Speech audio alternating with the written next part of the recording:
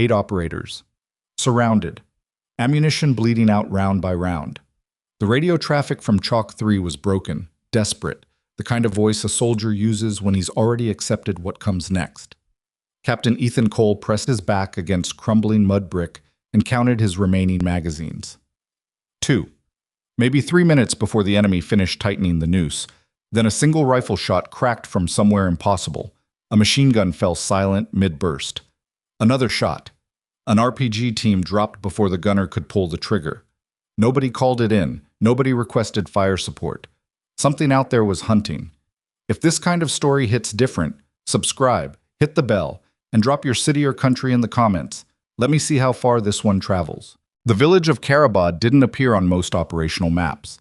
That was the first problem. The second problem was that Captain Ethan Cole's 8-man special operations team was now pinned inside the eastern quarter of it, taking fire from 3 directions simultaneously, and the nearest quick reaction force was 31 minutes away by helicopter, a number that Cole had already mentally revised to never the moment his lead element walked into the kill zone 12 minutes ago.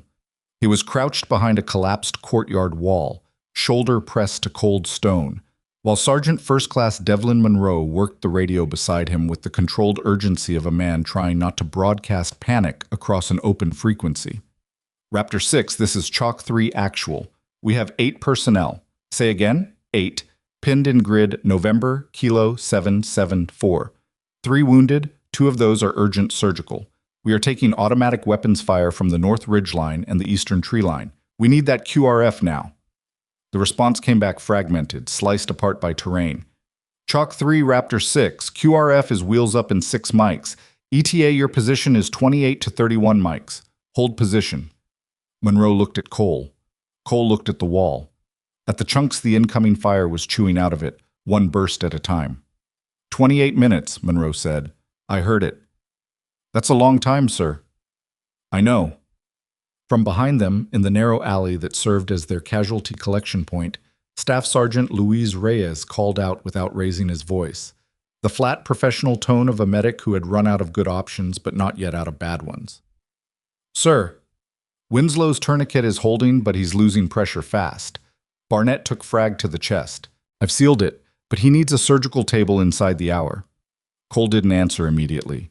He low-crawled to the corner of the wall and raised his head just far enough to get eyes on the northern ridgeline. 300 meters. Maybe 350. The machine gun up there, an old PKM by the sound of it, heavy, sustained, had established a sustained rate of fire that made the main alley completely impassable. Every time someone tried to move the casualties toward the southern breach, the PKM walked rounds down the alley within seconds. Someone up there had eyes on the village. Probably a spotter separate from the gun crew. We've got an OP feeding the PKM, Cole said. Someone's watching the main alley. Monroe nodded once. That's why we can't move the casualties. That's exactly why. Cole mentally worked the problem. The PKM had to go before they could extract Winslow and Barnett, but the gun position was beyond effective range for the suppressed rifles his team was carrying, optimized for close work, for room clearing, for the kind of fight this was never supposed to be. Nobody had planned for a reinforced ambush in a terrain feature that denied both air support and ground maneuver.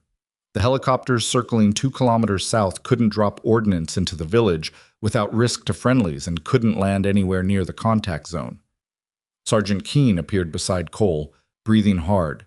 Dried blood on his forearm from a graze. He'd taped it himself and apparently decided it didn't count. I got eyes on an RPG crew working into position on the far east. 2 men. They get that tube set up. They're going to start taking the wall apart from 40 meters. Where? Corner of the ruins, just past the broken minaret. Tight angle. Cole looked. He couldn't see them from this position. The geometry was wrong. They were tucked behind rubble in a way that the northern PKM was probably intended to cover, making it a coordinated problem rather than 2 separate ones. These people know what they're doing. The thought arrived without drama. This wasn't a hasty ambush. Someone had planned this. Overlapping fields of fire. A spotter feeding the machine gun. An RPG element positioned to prevent the team from taking cover deeper in the village. They had walked into something that was waiting for them. Keene, can you get around on the RPG crew from the south window? Keene squinted, doing the geometry. Maybe. It's an ugly angle. I'll probably get one. One's enough. Go. Keen moved. Cole turned back to the northern problem and found himself out of solutions. Then the shot came. He almost missed it in the ambient noise of the firefight. The sustained crack and thump of outgoing and incoming, the mechanical hammering of the PKM, the broken tile and stone dust drifting across everything. But the PKM stopped. Not a malfunction pause. Stopped. The rhythm of the gun broke and then went silent in a way that meant the crew had stopped firing because they couldn't. Cole raised his head over the wall. The PKM position was still, no movement. Monroe was already on it. What the? A second shot, clean, single report, from a direction Cole couldn't immediately place. Somewhere south and elevated, which made no sense because his team was south, and nobody in his team had a weapon that could reach the northern ridgeline at that range. The echo off the canyon walls made it harder to source. It sounded like it came from the high ground somewhere behind them and to the left. But that ground was supposed to be empty. It wasn't part of their scheme of maneuver. Nobody was supposed to be up there. The RPG team that Keen had been trying to angle on. Cole heard Keen's shot from the south window, one round, and then, a half-second later, a second shot from the elevated position hit the same corner. Both men went down.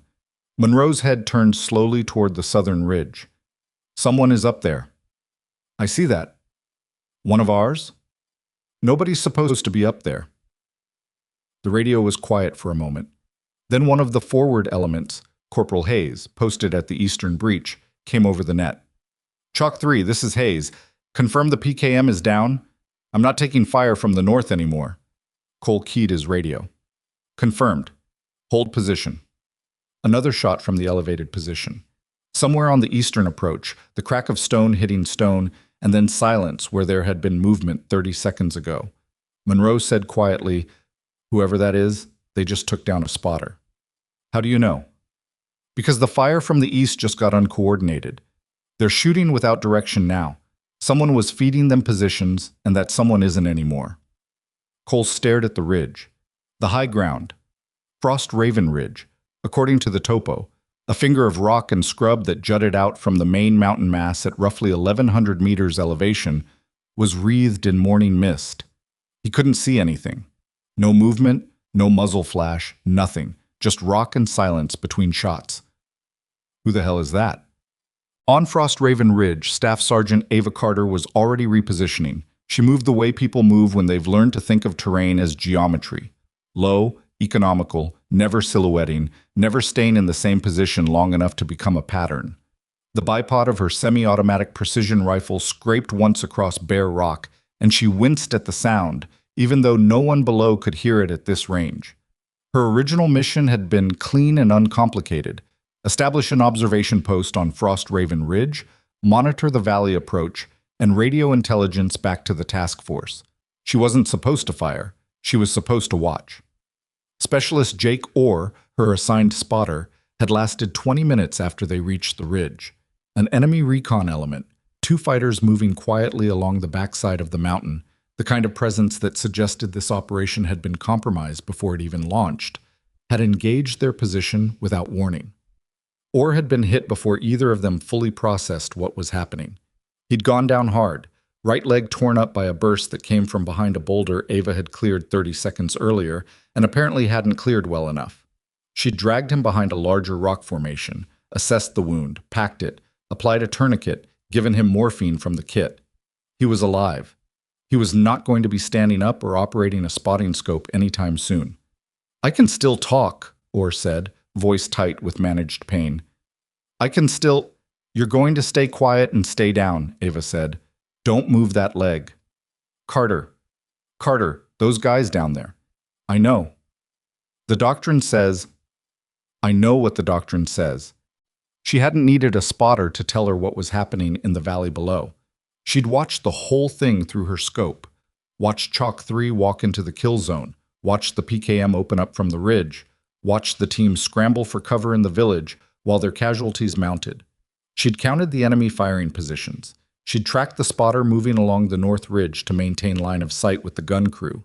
She'd watched the RPG team inch into position at the minaret corner.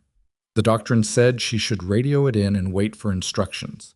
The doctrine assumed there were instructions coming fast enough to matter. There weren't. 8 Americans were going to die in that village if nothing changed in the next 4 minutes. The math was that simple and that brutal, and Ava Carter had been doing math like this for long enough to know when the answer was already decided. She'd picked the PKM gunner first. At 740 meters, wind from the southwest at roughly 9 miles per hour, the shot had required a corrections that most people with her rifle couldn't have managed on a calm day at a range. She was not on a calm day at a range. She'd taken one slow breath, let the natural respiratory pause settle, and pressed the trigger. The PKM stopped. She'd moved before the echo finished. New position, 12 meters to the right, lower down the rock face. The spotter on the north ridge had been harder. He'd gone prone the moment the PKM fell silent, which meant he knew what had happened, which meant he was already looking for her. She'd found him because his radio antenna caught the light wrong, pressed the trigger at the pause, moved again immediately. The RPG team she'd engaged in coordination with the shot from the team's south window, she'd heard their own element firing at the same target and let the timing layer, which meant anyone trying to source incoming fire would have difficulty distinguishing. Now she lay behind a new rock, breathing steadily, watching the eastern approach through her scope. Below, the enemy assault was reorganizing. Losing the PKM and the spotter had disrupted them, but they had numbers, and numbers eventually compensate for disruption if you give them time to use them. She could see an element of 5 fighters moving along the drainage ditch toward the village's eastern wall. Another 3-man group was trying to work its way into a flanking position on the southern breach, the breach her team below would need to use for any extraction. She was going to need to make decisions faster than she was comfortable with. She keyed her radio on the task force frequency. Any Chalk 3 element, this is Frost Raven.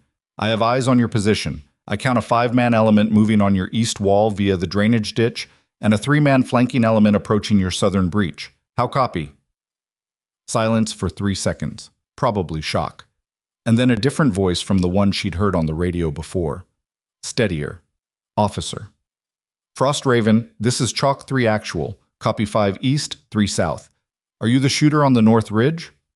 Affirmative. Another pause. She used it to range the 5-man drainage ditch element, 510 meters. Manageable. Frost Raven, do you have a support request in? What is your status and position? I'm at elevation on the southern ridge. Spotter is down, non-critical. I have adequate ammunition for the immediate problem. She paused. Recommend you prepare your southern breach for extraction. I'll work the eastern approach. You have approximately 4 minutes before that drainage element reaches effective grenade range on your east wall. She didn't wait for his response. She was already laying crosshairs on the lead man in the drainage ditch. Cole stared at his radio handset for 1 full second. She. The voice on the other end was unmistakably female. Professional.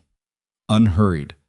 The voice of someone who was currently deciding which of 5 enemies to shoot first and had apparently done this kind of math before. Monroe was watching him. Sir? Get the team ready to move the casualties on my mark. We're going to have a window on the southern breach. From what? Cole looked at the ridge he couldn't see through the mist. From whoever that is, he said. From the eastern approach, the sharp, clean crack of a precision rifle carried over the valley. Once.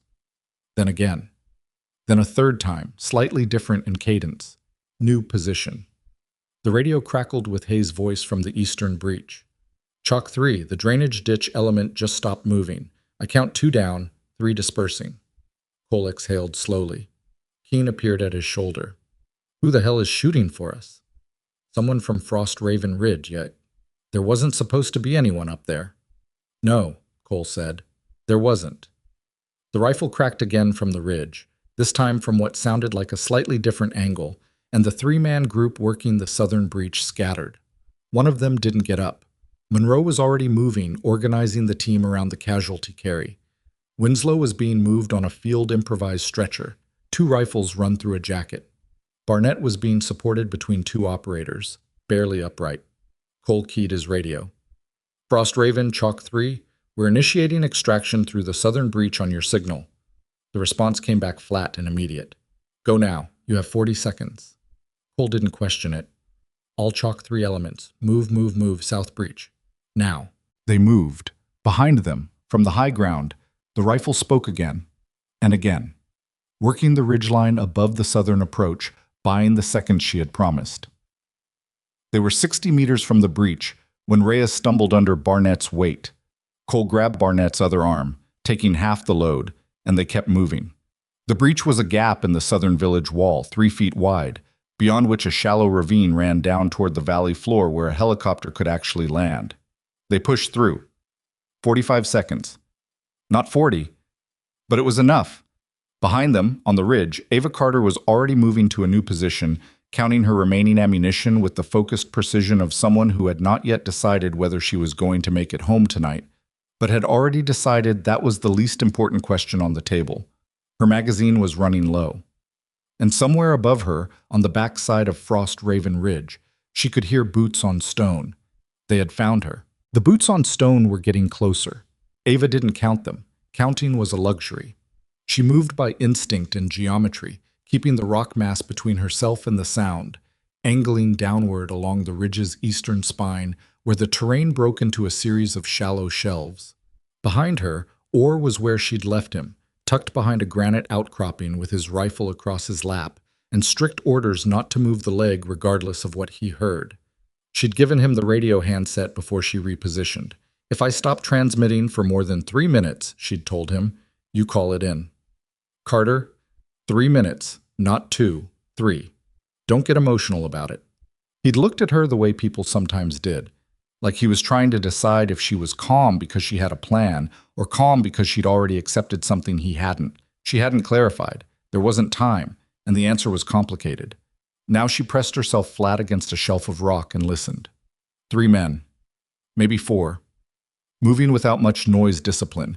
They were moving fast, prioritizing speed over stealth, which meant they either knew roughly where she was, or they were flushing the ridge blind and hoping to drive her into a kill zone below.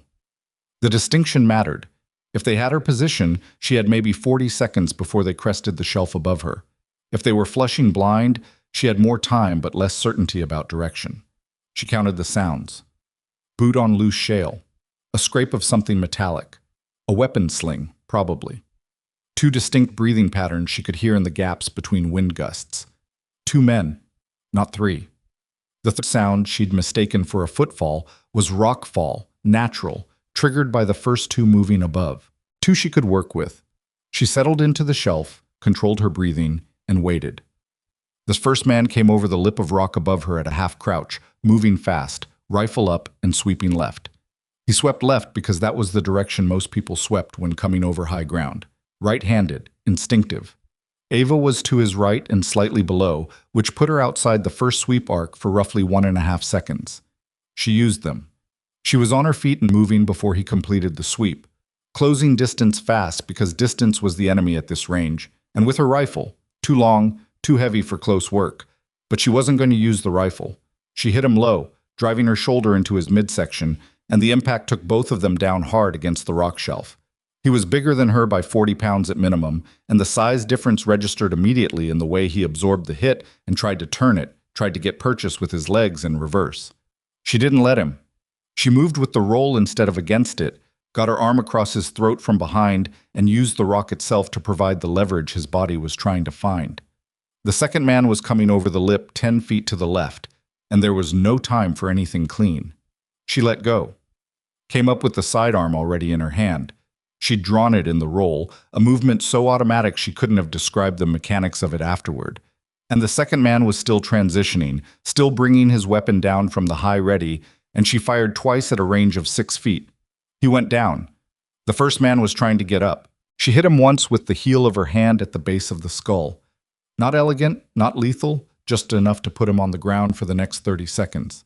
And then she was moving again, back up the shelf, back to the long rifle, because the problem below was still the problem that mattered. Her hands were shaking. She noticed this the way she noticed most things in the field, as data, not commentary. Adrenaline spike post-contact, entirely normal, would pass in 90 seconds. She settled back into the firing position, verified the scope picture, and scanned the valley below. The team was through the southern breach. She could see them moving down the ravine toward the valley floor, carrying their casualties, moving hard, not stopping to look back. Good. That was what she needed them to do. The problem was the ridgeline to the north, where the surviving elements of the enemy force were reorganizing. She could see 4 fighters moving laterally, trying to find a firing angle down into the ravine. If they found it, they could engage the team during the extraction, and the helicopter would have nowhere to land. She counted her rounds. 11 left in the current magazine. 1 spare, 22 rounds total. 22 rounds and 4 targets moving on a ridgeline at roughly 600 meters with crosswind. She put the first shot downrange and started reducing the problem by 1. The ravine smelled like wet clay and old gunpowder. Cole pushed hard, keeping Barnett moving, listening to the man's breathing against his shoulder.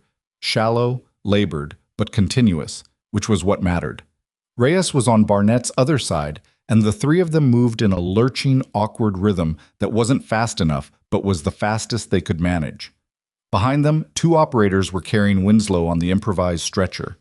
Keene had the rear, walking backward half the time, rifle up. From above, from the direction of the ridgeline, the precision rifle continued its measured work. 1 shot at uneven intervals. Not rapid fire, nothing panicked, just a deliberate cadence that Cole had begun to parse as 1 shot, movement, 1 shot, movement. Whoever was up there was not staying still between shots. Raptor 6, Chalk 3 actual, Monroe called into the radio while he moved. We are in the southern ravine making for the valley floor. We have 3 urgent casualties, 2 ambulatory. Requesting immediate extraction at grid November Kilo 769. How copy? Chalk 3, Raptor 6, copy. Dust off is inbound. ETA, your grid is 9 minutes. Confirm the LZ is cold. Monroe looked at Cole. Cole thought about the rifle still firing from the ridge above them. LZ is currently being worked, he said. Tell them we'll have it cold by the time they arrive. Monroe relayed it. The response from Raptor 6 was a 2-second pause followed by a carefully neutral, copy that Chalk 3. Dust off will orbit until you confirm cold LZ.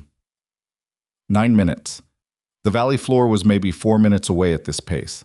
That left 5 minutes to clear enough of the surrounding terrain to bring the helicopter down safely, and the only person currently doing that clearing was 1 sniper on a ridge with an unknown number of rounds left, fighting off what sounded from the radio traffic like a reinforced enemy element that was in the process of recovering from the initial disruption. Cole was not a man who prayed, but he was starting to understand why people did. They hit the valley floor in just over 5 minutes. Winslow had nearly slipped off the stretcher twice on the steeper sections, and they'd had to stop and resecure him, which cost them the time. The valley floor was flat, rocky, 300 meters wide between the ridgelines, covered in dead scrub grass that crackled under their boots. Cole identified a landing zone, roughly circular, 60 meters across, clear of obstacles, and moved them toward it. The rifle from the ridge fired once more, and then went quiet. The quiet lasted 10 seconds, 15, 20. Frost Raven, Chalk 3 actual. What is your status? Cole called into the radio. The response was delayed by almost a full minute, which was long enough for Cole to entertain several scenarios he didn't enjoy. Then, Chalk 3, Frost Raven. I've been repositioning. Your northern ridgeline has 2 active positions remaining. I can't engage both from current position. Recommend your team provide suppressive fire on the northern ridge at azimuth 340 to cover the dust-off approach. Copy. We'll handle the northern ridge. What is your status? Another pause. Shorter this time. I'm still on the board. Spotter is stable. Continue your extraction. Monroe lowered the handset and looked at Cole with an expression that Cole couldn't immediately categorize. Something between professional admiration and something more personal. The look of a man who had just been told by a voice on the radio that a single person with a rifle and a wounded partner was still managing a battle single-handedly and was describing it with the same energy as a weather report. She sound rattled to you? Monroe asked. No, Cole said. That's what worries me. Cole organized the team into a perimeter around the casualty collection point at the center of the LZ. He assigned 2 shooters to the northern ridge, Keene and a quiet operator named Taft, who had barely spoken in 4 hours and moved like he was underwater, smooth and deliberate. They set up on the northern edge of the LZ and began engaging the 2 remaining positions with controlled fire, volume over precision, making noise and forcing the enemy to keep their heads down. It wasn't the same as what the ridge shooter was doing. It didn't need to be. It just needed to be enough. 4 minutes later, the dust-off helicopter came over the southern ridge low and fast, nose down, bleeding speed hard for the approach. The crew had clearly been told the situation. They weren't waiting for a formal all clear. Cole popped smoke, purple, and watched the helicopter flare and settle into the LZ in a cloud of grit and dead grass. Reyes and Monroe were already moving the casualties forward before the skids fully touched down. Winslow first, then Barnett, then the two walking wounded. Cole turned and looked at the ridge. The precision rifle fired twice in rapid succession from somewhere new. She'd moved again, was still working the northern positions while the helicopter loaded. He watched the northern ridgeline and saw no return fire directed at the helicopter. Whatever enemy positions remained up there were pinned or reduced or both. The crew chief shouted something at him from the helicopter door. "Sir, we've got room. Let's go." "I have a friendly on the ridge," Cole said. "Frost Raven, one shooter and a wounded spotter." The crew chief looked at the ridge, then back at Cole. "Sir, I can orbit. How long?" 10 minutes of fuel margin. After that, we need to go." Cole keyed his radio. "Frost Raven, Chalk 3. Dust-off is on the ground. I need your exfil route and status. How long to get to the valley floor?" This time, the pause before her response was different from the others. Longer. Not in a way that suggested she was moving or busy. In a way that suggested she was doing math and not entirely liking the answer. "Chalk 3, I have a complication on the ridge. There's a secondary element moving from the north. I count 6 personnel. My current position is compromised. I need to relocate before I can come down. Can you move now?" "Not without losing the cover position. If I move now, those 2 northern ridgeline positions resume fire on the LZ." Cole looked at the helicopter, at the dust-off crew chief, at the ridge. "Frost Raven, I'm staying on the LZ until you're down. Negative Chalk 3, get your casualties out. I'll find my own way." "That's not—" "Get your casualties out, Captain." The voice was still flat. Not angry, not desperate. Just flat and final, the tone of someone who has already decided that arguing about this is a waste of both their time. "I know what I'm doing. Get them out." Monroe touched Cole's arm. "Sir." "Winslow." Cole looked at the helicopter. Winslow was already loaded. Barnett was already loaded. 2 other men who needed medical attention were already loaded. He looked at the ridge one more time. "Frost Raven, we will be back on station within 40 minutes with the QRF. You hold until then." "Copy." "That's an order." A beat. Then with something in her voice that wasn't quite dry humor but was in the neighborhood. "Understood, sir." Cole boarded the helicopter. As it lifted, he kept his eyes on Frost Raven Ridge through the open door, watching the mist in the rock and the nothing that was visible from the air. Somewhere in that terrain, one person with a rifle and a diminishing supply of ammunition was about to face 6 fighters alone, and she had just told him to leave. He'd done it. He wasn't sure he'd made the right call. The helicopter's sound faded south and then was gone. Ava listened to the silence it left behind. The valley below was empty now. Just flat ground and dead grass and the purple smoke still bleeding from the LZ, thinning in the wind. The dust-off had made it. The team was off the ground. She allowed herself 3 seconds to feel something about that. Then she turned back to the ridge. The 6-man element from the north had stopped moving when the helicopter arrived. They'd gone to ground, probably uncertain whether the dust-off was going to be followed by additional air support, a reasonable caution. Now that the helicopter was gone and the valley was quiet, they'd start moving again. She had maybe 2 minutes before they re-established their approach. Orr was where she'd left him. He'd heard everything. She'd left the radio handset with him and he had a patrol earpiece in, so he'd followed the whole conversation with Cole. When she came back to him, he was looking at her with an expression she recognized and didn't especially want to deal with right now. "You told him to leave," Orr said. "Yes." "Carter, there are 6 of them." "I'm aware." "You've got—" He stopped, looking at her magazine situation without being able to fully see it from where he was lying. "How many rounds do you have left?" She didn't answer immediately. "Carter, how many?" "Enough for the next decision." He closed his eyes briefly. "That's not a number." "No, it's not." She checked her rifle, checked the scope. The mist on the ridge had thickened in the last 20 minutes, a temperature differential between the morning air and the rock surface, the mountain doing what mountains did regardless of what was happening on them. The mist was going to make long-range work harder. She'd need to let the threat come closer before engaging, which meant less reaction time and a harder margin for error. Or, can you move at all? He tested the leg, shifted his weight, and the sound he made told her everything. Okay, she said. Stay down. Don't transmit unless you hear nothing from me for 3 minutes. You said that already. Still applies. She moved to a new position, 30 meters along the ridge, lower down, where a broken formation of rock created a natural blind that she'd identified when they first arrived and filed away the way she filed most things, quietly, without announcement, in the part of her mind that ran continuously and rarely advertised itself. She set up behind the formation, checked the approach angles, verified the wind hadn't shifted. It had shifted slightly, more westerly now, which changed the correction at distance. She adjusted mentally. Then she waited. The waiting was something most people didn't understand about this kind of work. They thought the shooting was the hard part. The shooting was mechanical, trainable, finite. The waiting was none of those things. The waiting was where your mind went to work against you, where it served up every doubt and second guess and alternative reading of the situation, every scenario in which you'd miscounted or misread or simply gotten it wrong. She'd been waiting in positions like this for long enough to know that the mind was not your friend during the wait, and the only countermeasure was to give it something to do. She counted. Wind speed, estimated range to the most likely approach angles. The number of rounds remaining. She'd done the honest count while Orr wasn't watching.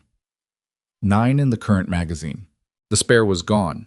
She'd used it in the exchange on the shelf, the close work that hadn't been in any plan. 9 rounds, 6 men. The math was not comfortable. It was, however, not impossible. She'd once heard a senior instructor at the range say that the difference between a good shooter and a dangerous one wasn't accuracy. Lots of people could be accurate under controlled conditions. It was the ability to make the math work when the math was bad. She'd been 18 years old at the time and had filed the comment away without entirely understanding it. She understood it now. The first man came around the eastern end of the ridge formation at a careful walk, not rushing, moving with the controlled caution of someone who knew there was a sniper in the area and was not interested in giving them an easy shot. He was using the natural cover well, keeping rock between himself and the most likely firing positions, pausing at each transition point before moving through. He was good. Ava let him move. She was tracking the man behind him, who was less careful, still cautious, but falling into the rhythm of following his lead rather than making independent decisions about cover. The gap between them was 15 meters. She watched the second man's movement pattern, identified the exposure point where he would briefly be clear of rock cover for approximately 3 steps. She waited for him to hit the exposure point. He did. She fired. The first man went prone immediately, a trained response, correct response, and she was already shifting to find him. He was in good cover. She couldn't see him cleanly from this angle. She moved laterally, keeping low, changing the geometry. Behind her, somewhere on the back slope, she heard boots. The other 4 had come around the other side. They'd split the element, 2 on the direct approach to push her, 4 on the back slope to catch her when she shifted.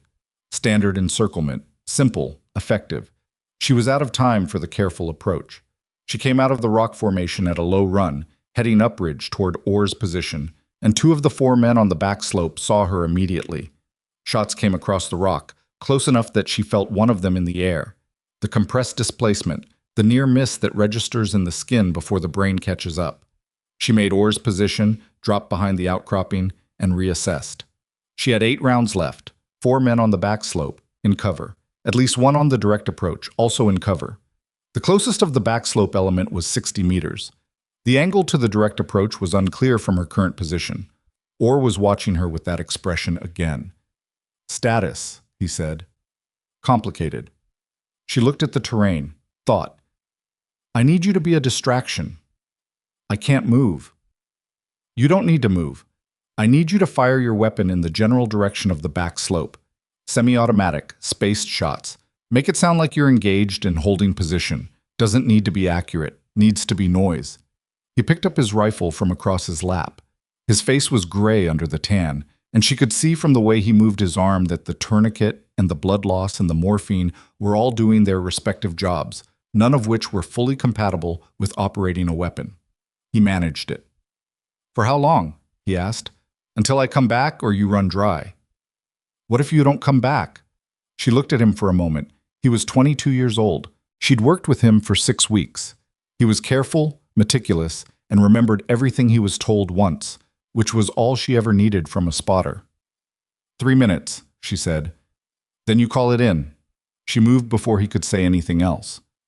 Iron Summit Forward Operating Base sat in a valley fold 12 kilometers from the contact site, close enough that the sound of the engagement had been audible on the flight line during the height of the firefight, a low, rolling presence in the mountains that the base personnel had variously described as distant thunder, or just as the mountains doing what they do, depending on how long they'd been deployed. Lieutenant Colonel Marcus Druell heard it differently. Druell commanded the task force element at Iron Summit, a position he held with the particular authority of someone who has enough actual experience to justify the rank and enough ambition to occasionally let the two things get tangled. He was 44 years old, broad through the shoulders, and had spent the better part of 2 decades learning to read battle rhythm the way other people read weather, in patterns, in pressure changes, in the things that felt different before they looked different. He was in the TOC, the Tactical Operations Center, a prefab structure that someone had optimistically furnished with 2 large monitors and a coffee maker that worked intermittently, when the first reports came in from Chalk 3's contact. He'd watched the situation develop on the screen with the focused attention of a man doing rapid triage on incomplete information, pulling the thread of each radio report, building a picture. What he had not expected was the report his intelligence officer, Captain Donovan Wright, placed in front of him 40 minutes into the contact. "Sir, we've got a shooter on Frost Raven Ridge, friendly. She's been on the net with Chalk 3. Druell looked at the report, then at Wright. "She?" "Staff Sergeant Ava Carter, assigned to our observation post element. Her spotter took a hit early in the engagement. She's been running the ridge solo for the past 45 minutes. Druell set the report down. "What's her assignment?" "Observation and report. Wasn't supposed to engage." "But she engaged."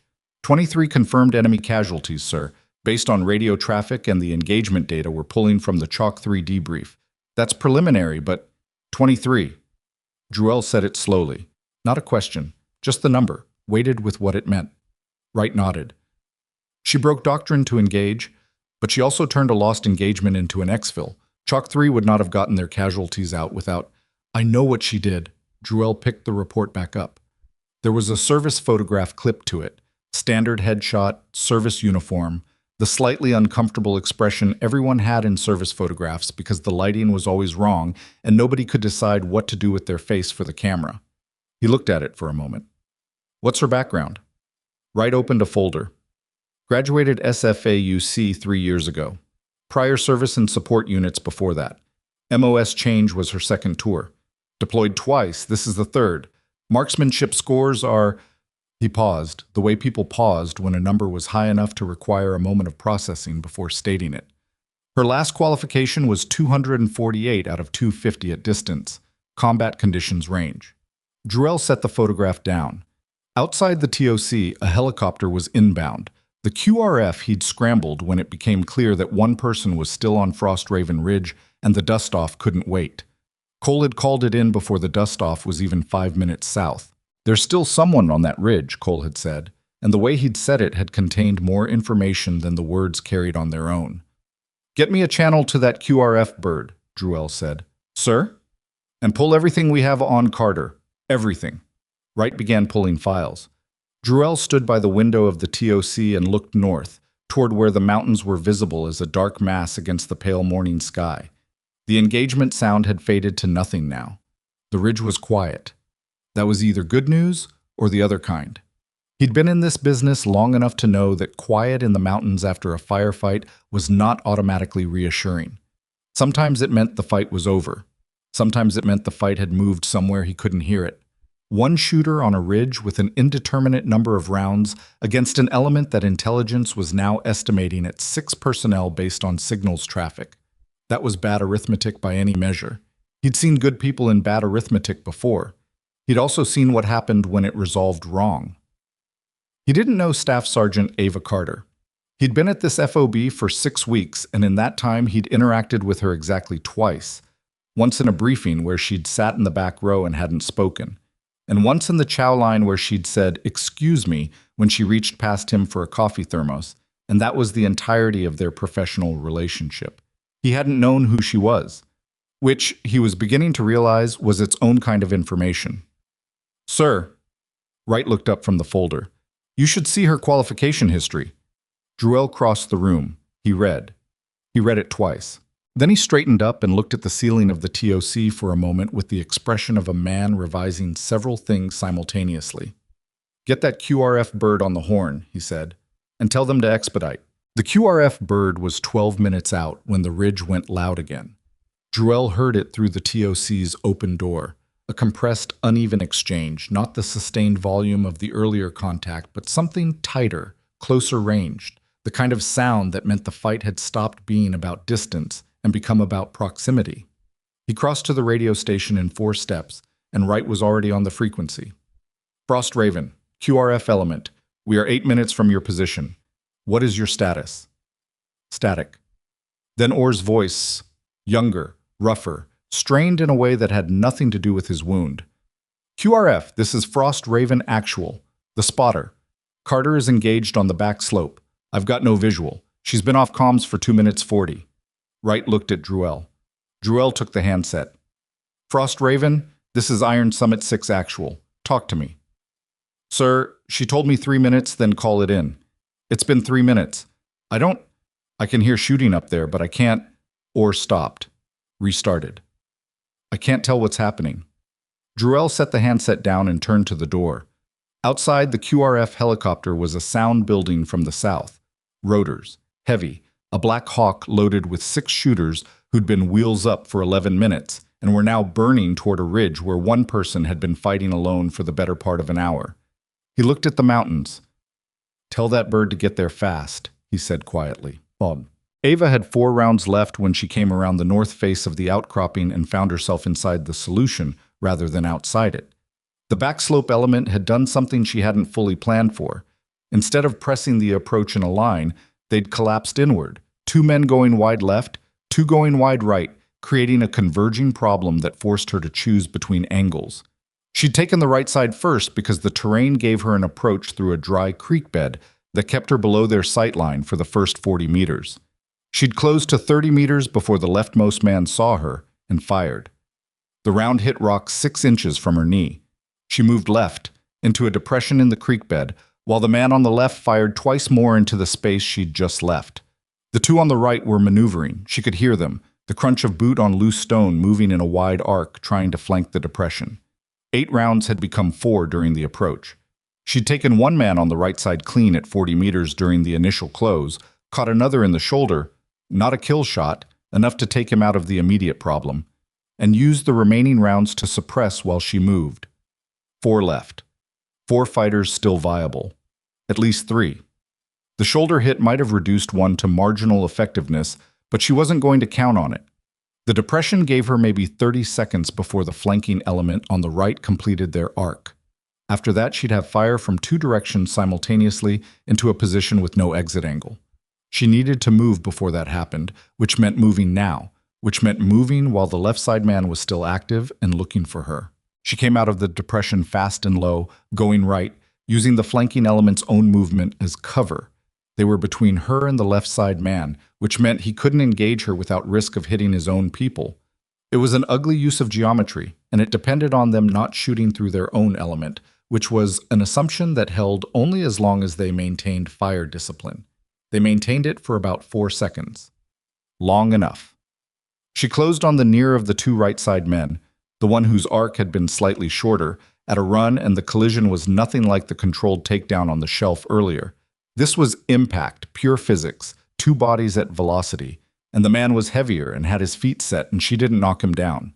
She pushed the rifle barrel wide with her left hand and hit him twice in the throat and jaw with the base of the handset she was still somehow carrying, and when he staggered, she took his rifle. The second right side man was 6 meters away and had his weapon up. She dropped.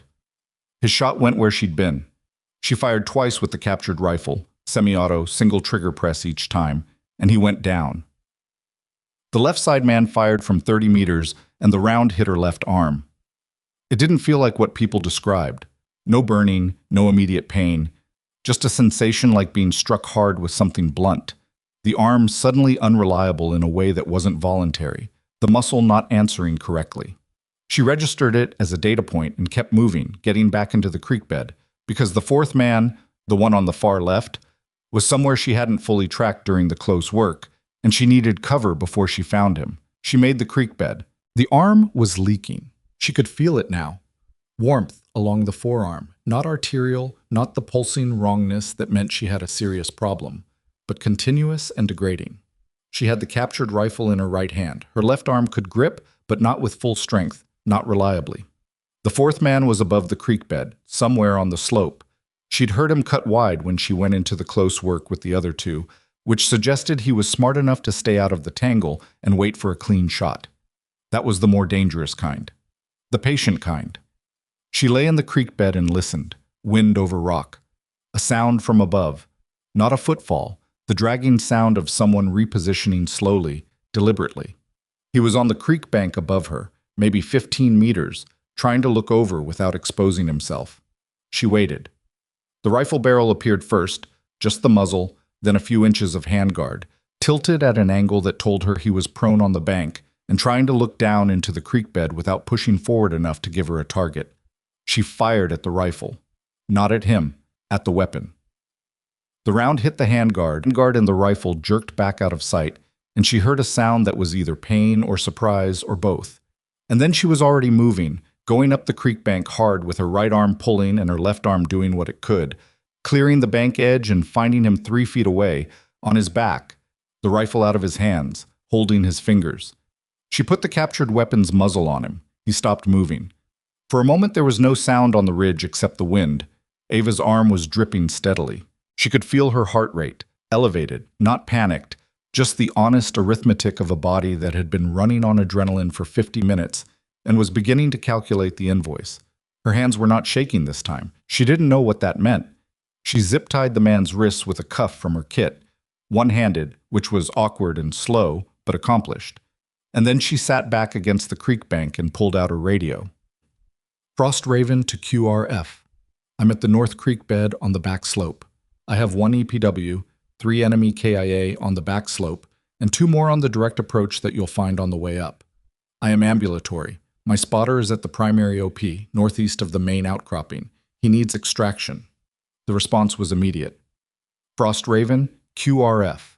We are 2 minutes out. What is your status? Say again, your personal status? She looked at her arm. I've got a through and through on the left forearm, non-arterial. I've applied pressure. I'm functional. A pause. Copy, Frost Raven. We'll have eyes on you in 90 seconds. She clicked the handset twice to acknowledge and then let her head rest back against the creek bank for a moment, looking up at the sky. The mist had begun to burn off. She could see blue above the ridgeline now, actual sky, the kind of clear that came after a cold night when the temperature difference finally resolved. It was a nice sky. She gave herself 5 seconds to notice it. Then she got up. The QRF Blackhawk settled onto the ridge in a wash of rotor noise and dust that scattered across the rocky terrain like a pressure wave. The team lead, a master sergeant named Vickers, built like he'd been assembled from spare architectural components, was off the skid before the wheels fully touched and moving toward the OP with 2 men behind him. He found Orr first, assessed the wound, called a second man forward with the medical kit, and kept moving. He found Ava at the creek bed, sitting upright with her back against the bank, the captured rifle across her lap, her left arm wrapped in a field dressing that was holding but showing red through the outer layer. The EPW was 3 feet away, zip-tied and silent. Vickers stopped 2 steps from her and took in the scene.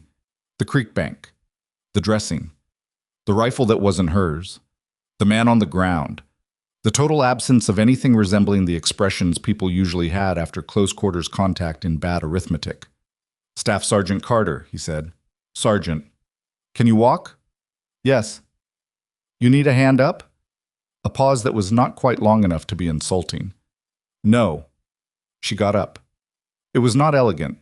The left arm made the push-off awkward, and she used the creek bank in the right arm and managed it, and she didn't ask for help, which Vickers registered and filed. He'd been in long enough to know the difference between someone refusing help because of pride and someone refusing it because they'd taken an accurate accounting of themselves and determined it wasn't necessary. This was the second kind. Bird's on the ridge, he said. We've got your spotter. He's okay. I know. I heard the comms. They walked back toward the helicopter. Vickers noticed she stopped once, at the position of one of the men on the direct approach, and checked something, a quick visual assessment, then kept moving. Not lingering, just closing the loop the way a professional closes loops, making sure the information she had was accurate before she stopped relying on it. On the helicopter, she sat beside Orr, who grabbed her right arm when he saw her left and didn't say anything for a moment, just looked at her with the exasperated relief of a 22-year-old who had been listening to a firefight he couldn't see for an hour. You took a hit, he said finally. Noticed. You didn't call it in. I was busy. Orr looked at the ceiling of the helicopter, then back at her. I called it in at 3 minutes. I know, you did the right thing. You said you'd come back. I did come back. He didn't have an answer for that. He shook his head instead, which was answer enough. Vickers, across the cabin, watched the exchange and said nothing. Iron Summit Forward Base received them 22 minutes later. The base medical team was waiting on the flight line. 2 personnel with a stretcher for Orr, a medic who moved toward Ava with the professional assessment expression and reached for her arm without preamble.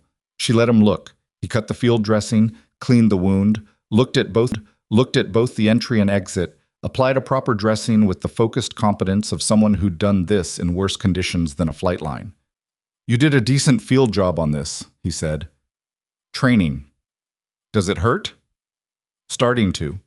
He gave her something for it, pills, not a shot, which she appreciated, and told her to report to the aid station within the hour for a proper assessment. She said she would. He looked at her with the expression of someone who wasn't entirely sure he believed her. She went to the aid station within the hour. Lieutenant Colonel Druell met her on the way back. It wasn't accidental. She could tell from the way he was positioned outside the TOC, standing rather than walking, waiting in the specific way of someone who has chosen a location and an angle deliberately. He was in full kit, which meant he hadn't yet stood down from the operational posture of the morning. His face was the kind of careful that senior officers cultivated when they were managing several different responses simultaneously and hadn't decided which one to lead with. Ava stopped in front of him. Sir? Staff Sergeant Carter. He looked at the fresh dressing on her arm, then at her face. How's the arm? Functional, sir. Good. He said it simply, without the inflection that would have made it mean something else. Then, walk with me. They walked away from the TOC toward the northern edge of the base where a low berm gave a partial view of the mountains. He didn't speak for the first 30 seconds, which she took as a sign that he was organizing rather than hesitating. There was a difference, and she'd developed a reasonable ability to distinguish the two. Tell me what happened up there, he said. Not the radio version, the actual version. She thought about the various ways she could answer that, and chose the accurate one. Orr went down early. The OP position was compromised by a recon element, which tells me the operation was known before we inserted. She paused. I watched Chalk 3 walk into a prepared ambush, and I made a decision to engage outside my assigned parameters. Because the alternative was watching 8 people die from a distance I could have influenced. Druell absorbed that. They walked a few more steps. Your assigned role was observation and report. Yes, sir. You were not tasked to engage. No, sir. You violated doctrine. Yes, sir. He stopped walking. She stopped beside him. He looked at the mountains for a moment, at the ridge that was visible from this point as a dark line against the brightening sky, unremarkable from this distance, just rock and altitude, giving nothing away. Captain Wright showed me your qualification history, he said. She didn't respond. 248 out of 250 at distance, combat conditions range. Your previous deployment, there's a report in your file from a forward operating base in the Eastern District. 3-page action report. He turned to look at her. Nobody flagged it to me when you were assigned here. It was administrative, sir, nothing operational. It was a performance review that recommended you for a tasking that this task force didn't have the clearance level to know about. He watched her face. You turned it down. She looked at the mountains. That's in the file, sir. Why? The question sat in the air between them.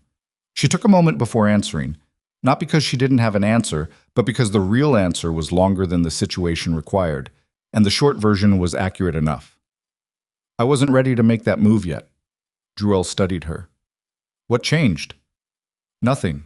I'm still not sure I'm ready. A pause. Today didn't feel like readiness. It felt like the only available option. He was quiet for a moment. Then, with the slight shift in tone that meant he was moving from the informal conversation to the one he'd actually come out here to have, "You're going to face a board. Breaking doctrine during a contact, regardless of outcome, requires a formal review. You understand that?" "Yes, sir." "The review board will look at every decision you made on that ridge." "I know." 23 enemy casualties, 1 EPW, successful exfil of Chalk 3 with 3 urgent surgical that all survived the flight. The outcome is going to be relevant to that board. He paused. But so will the decision to engage in the first place. "I understand, sir." He looked at her for a long moment. There was something in the look that she'd seen before in people who'd been at this long enough. A kind of revision happening in real time, not dramatic, not announced, just quiet recalibration of an existing model against new data. "Is there anything you want to tell me," he said carefully, "before that board convenes? Anything in your background, your record, your decision-making on that ridge, that I should have the full picture of before I walk into a room and speak to what happened today?" It was a generous question. She recognized it as such. She looked at the ridge. "Sir," she said, "I think you should pull the full file." Captain Ethan Cole arrived back at Iron Summit 40 minutes after the QRF helicopter, still in his kit, dried blood on his right sleeve from where he'd been supporting Barnett during the exfil. He'd been at the medical bay for the initial triage handoff, and then at the TOC for the mandatory contact debrief. And now he was standing in the middle of the base with the particular exhausted purposefulness of someone who has been running on adrenaline for 4 hours and is only now beginning to feel the ground under his feet again. He found Vickers outside the equipment bay. "The shooter," Cole said without preamble. "The one from the ridge. Where is she?"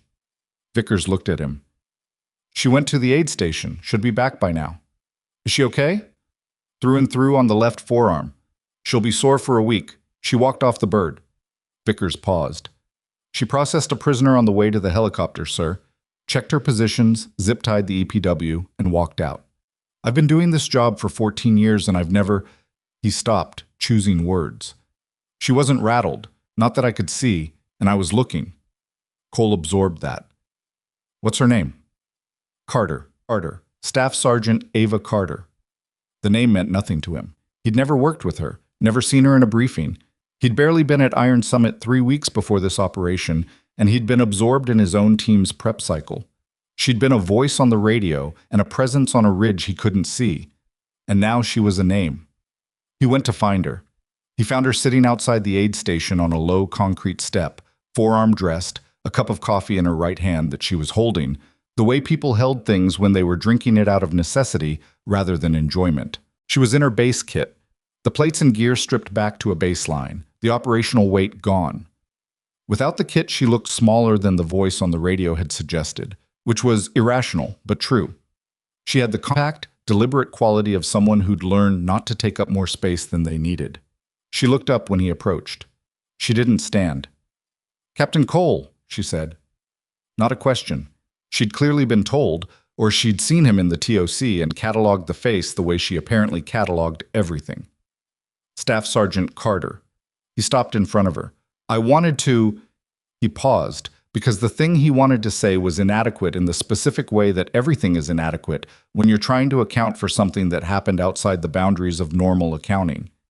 "You saved my team." She looked at him steadily. "You had casualties that needed to get out. I had a position to do it from." "That's not—" He stopped. "That's not all it was." "No," she agreed, "but it's most of it." He sat down on the step beside her, uninvited, because there was nowhere else to sit, and because the conversation required something less formal than standing. "How many rounds did you have left at the end?" She held up 4 fingers on her right hand. He looked at the fingers, then at her. "And 6 men. 4 by that point. I'd reduced the element before the final contact. With 4 rounds. With 3 rounds and the last one for the rifle." He was quiet for a moment. The midday sun was starting to cut through the morning cold, and the base had the particular stillness of a place catching its breath between events. The flight line quiet, the TOC humming with its own internal processes, The mountains doing what they always did, which was nothing, indifferently. You told me to leave, Cole said. Your casualties needed to get out. I've been thinking about that call since the helicopter lifted. She looked at him sideways. You made the right call. Did I? You had 2 urgent surgical. One of them had about 40 minutes on that chest seal. If you'd stayed on the LZ, the dust-off would have had to orbit, and Barnett doesn't make it. She said it without weight, just logic, just the arithmetic of the situation rendered plainly. You made the right call, sir. Don't reconstruct it now that you have the outcome. He sat with that for a moment. She was right. He knew she was right. The thing he was actually processing had nothing to do with the tactical call and everything to do with the fact that he'd boarded a helicopter and left someone behind, which was a thing that lived in a different part of the brain from logic. The QRF got to you in time, he said.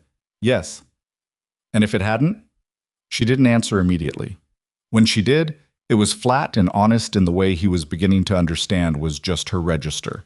Not coldness, not bravado, just someone who'd apparently made their peace with the kinds of questions that most people spent careers avoiding. Then I'd have made it last as long as I could, and the QRF would have found a different situation, but that's not what happened. Cole nodded slowly. From across the base, he heard his name called. Monroe. From the direction of the TOC, the sound of someone who needed him for something administrative that was going to take him away from this conversation. He stood. He looked down at her on the step.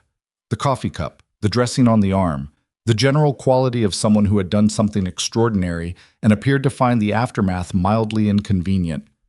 The board is going to convene, he said, for breaking doctrine. I know. I'll be providing a statement. Something shifted in her expression. Not gratitude exactly, just acknowledgement. The recognition of a gesture made by someone who didn't have to make it. I appreciate that, sir. I would have done it anyway. You understand that? Yes, sir. Monroe called his name again, closer. Cole turned to go, then stopped. Carter, one more thing. She looked up. When you were up there, on the ridge alone with whatever you had left, did you ever consider pulling out, getting off the ridge before the QRF arrived? The question sat there. She didn't answer immediately. No, she said finally. Why? She looked at the mountains. The ridge was visible from here. Frost Raven, just rock and altitude, giving nothing away, the same as it had always looked. It had not changed. It had simply been the location of something, and now it was just rock again. Because the helicopter needed to get back down, she said, and somebody had to keep the ridge quiet long enough for that to happen. Cole held the look for a moment. Then he left. Behind him, Ava finished the coffee, looked at the bottom of the cup, and decided it hadn't been worth the effort. She set it on the step beside her and looked at her left arm. At the dressing, at the arm beneath it that was going to hurt considerably more in 6 hours than it did now, at the hand that was currently functioning and would presumably continue to do so. The board would convene tomorrow. Druell would pull the full file. Whatever that meant for what came next, she'd deal with it when it arrived. She wasn't a person who spent energy on outcomes she couldn't yet see. She stood up from the step. Inside the aid station, someone laughed at something, a genuine, unguarded laugh, the kind that surprised itself. The sound carried out through the open door and across the step where she'd been sitting and out into the thin mountain air. She walked back toward the barracks. The mountains were very quiet now. The barracks were quiet when she got back. Her bunk was in a 6-person room at the end of the eastern corridor, a room she shared with 3 other women from the base's intelligence and support elements, none of whom were there now, all of them presumably absorbed into the operational aftermath that a contact like this morning's generated across every department of a forward base: after-action processing, signals analysis, logistics accounting. The machinery that activated after a fight was almost as large as the machinery that prepared for one. She sat on the edge of her bunk and looked at her left arm. The dressing was clean. The medic had done good work. The arm itself had settled into a deep, specific ache that she knew from experience would sharpen considerably overnight and peak somewhere around 36 hours post-injury before beginning to resolve. It would be stiff for 2 weeks. She'd have full function back within a month, maybe 6 weeks if the tissue had caught anything structural on the way through, which the medic didn't think it had. She could live with that timeline. She unlaced her boots, Set them beside the bunk with the automatic precision of someone who had been putting boots in specific places for long enough that the action required no thought, and lay back on the mattress without removing anything else. The ceiling of the barracks room had a water stain in the upper right corner shaped roughly like a boot print. She'd noticed it the first night and hadn't thought about it since. She looked at it now. Her mind was not racing. It wasn't calm exactly either. It was doing the quiet, methodical work it always did after a contact, filing things away, cross-referencing decisions against outcomes, flagging the 3 moments where she'd been genuinely uncertain and logging what she'd done with the uncertainty. It was not an enjoyable process. It wasn't supposed to be. It was just maintenance, the kind the machine required to stay calibrated. The moment she'd decided to engage from the ridge. The moment she'd chosen to fire at the rifle instead of the man. The moment she'd told Cole to leave.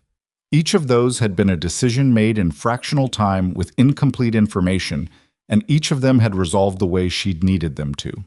She did not interpret that as evidence that she'd made the right choices.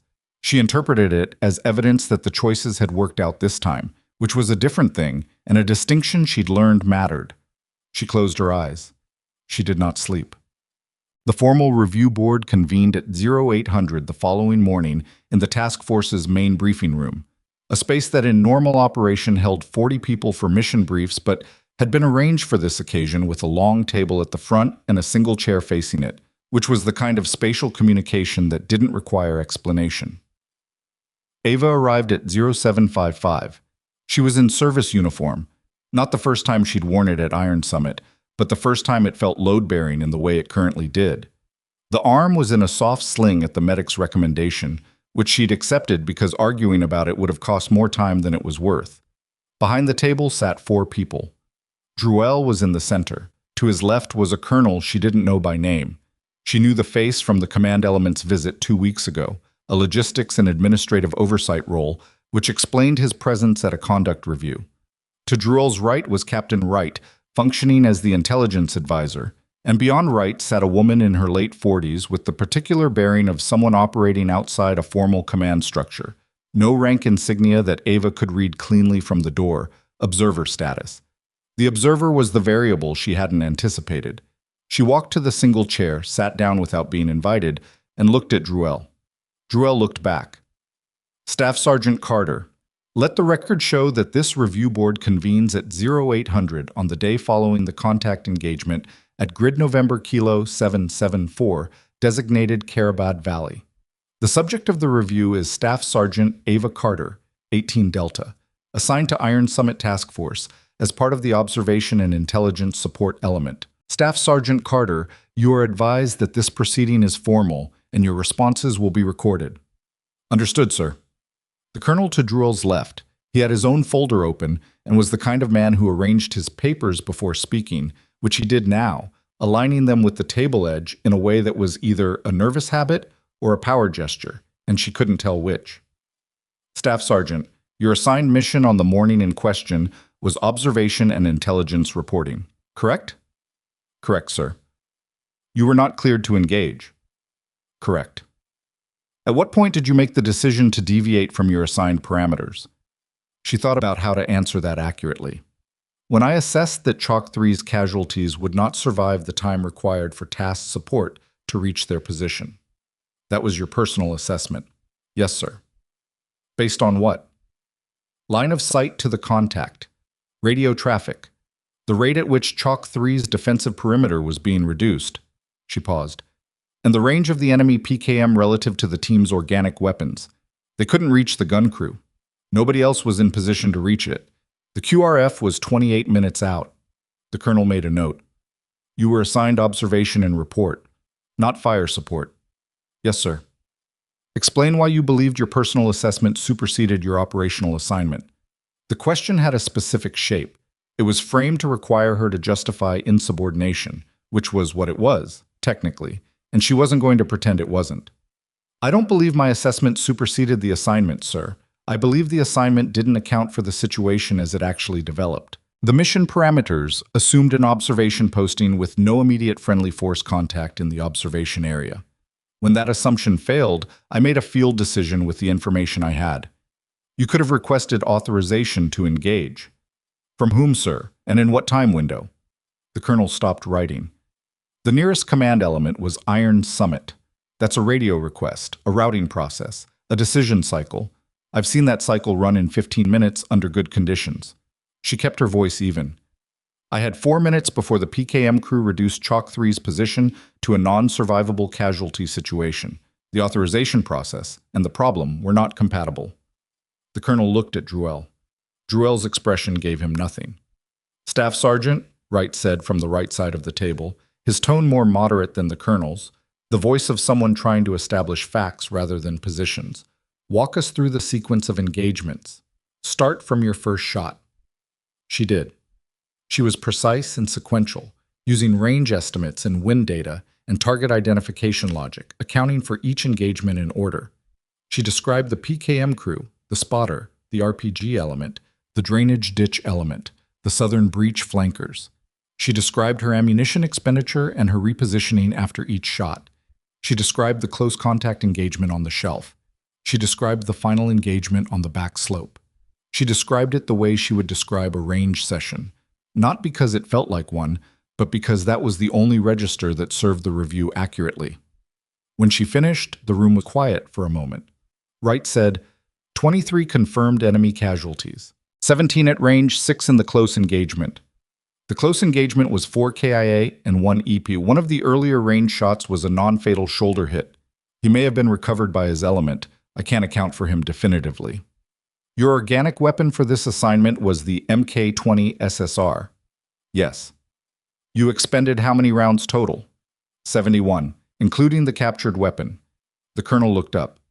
You had 71 rounds for a 2-person observation post. Standard load for the tasking, sir. The assignment was observe and report. I wasn't supposed to need more. Another silence. The colonel set his pen down, which was the first time he'd done that since the review began. The woman at the far end of the table, the observer, had not yet spoken. She'd been listening with the specific quality of attention that took in more than the surface of what was being said, the kind of listening that processed subtext and implication alongside literal content. Ava had been aware of her the entire time without looking directly at her, the way you were aware of something at the edge of your peripheral vision. Now the woman spoke. Staff Sergeant Carter. The voice was measured and without particular effect. I'd like to ask you about a different engagement. 18 months ago, Eastern District, Forward Operating Base Tanner. The room shifted slightly in the specific way rooms shift when the subject changes in a way that the other people in the room weren't fully expecting. Ava looked at the woman directly for the first time. That engagement was part of a classified reporting structure, Ava said. I have the appropriate clearance. The woman didn't offer her name again or explain the clearance level. She simply stated it as a fact, which it apparently was, because Druel didn't object. Then you have the file, Ava said. I have the file. I'd like your account of it. Ava considered that. The file is accurate. The file says you were attached to a combat advisory element that was ambushed during a route clearance operation. 3 of the 4 advisors were incapacitated in the initial contact. You were the 4th. Yes. The file says you held a defensive position for 90 minutes against an estimated 12-man element using captured weapons because your organic ammunition was exhausted at the 40-minute mark. That's accurate. The after-action report noted that you requested air support 4 times during that 90 minutes and were denied each time due to airspace conflicts and ROE restrictions. Yes. And you held anyway. There wasn't an alternative. There was one alternative, the woman said. The same alternative you had on Frost Raven Ridge yesterday. The room was very quiet. The report from FOB Tanner, the woman continued, resulted in a recommendation for a classified operational assignment, a tasking at a level above this task force. She paused. You declined. Yes. Why? Ava looked at the table surface for a moment. It was an honest question, and it deserved an honest answer, and the honest answer was not entirely simple. Because I didn't think I was the right fit for that tasking at that time. Meaning what, specifically? Meaning I'd just held a position for 90 minutes, and I wasn't certain how much of that was competence, and how much was the absence of alternatives. I didn't want to accept an assignment at that level without being sure of the difference. The woman looked at her steadily. And now? Ava met the look. I'm more certain now. Why? Because yesterday I had alternatives. I could have stayed out of the engagement. I could have pulled off the ridge. I had choices that the FOB Tanner situation didn't give me. She let that sit for a second. When you have choices and you still make the hard call, that's different from making the hard call because there was nothing else to do. The observer was quiet for a moment. Then she made a single note on the pad in front of her and closed it. Druell leaned forward. Staff Sergeant, the board has 3 functions this morning. First, to formally review the circumstances of your deviation from assigned parameters. Second, to assess the outcome and operational impact of that deviation. Third, to make a recommendation regarding disciplinary action, commendation, or both. He paused. Before I ask the board members for their recommendations, is there anything you want to add to the record? She thought about it. The operation was compromised before insertion, she said. The enemy element that hit our OP arrived before we did, which means they knew we were coming. That's worth more attention than my ammunition expenditure. Druell's jaw tightened slightly. Noted. Wright will follow up on that. Also, she stopped. Go ahead. Specialist Orr performed correctly throughout the engagement. He maintained his position, managed his injury without assistance, and called the QRF at the appropriate time. His performance should be in the record. Druell looked at her for a moment. It will be. The colonel, who had been quietly reconstructing his position during the last exchange, picked his pen back up.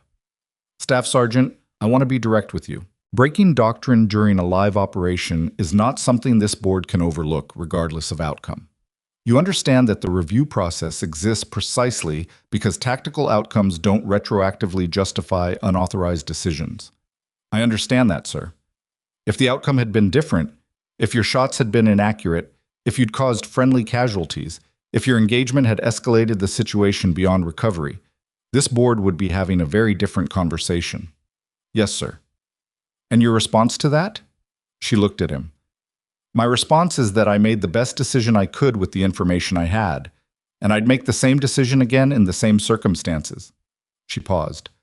That's probably not what you want to hear, sir, but it's accurate. The colonel stared at her. Druell said, The board will recess. They came back in 45 minutes. Cole had been in the corridor the entire time, which was not required of him, and which he'd done anyway. He'd given his statement to Wright the previous afternoon. 6 pages of operational account, detailed and specific, including his assessment that Chalk 3 would not have extracted their casualties without the engagement from Frost Raven Ridge. He'd stated it plainly in the written account, and he'd been prepared to state it again in person if the board required it. The board had not required it. He hadn't been called in. He stood when the door opened.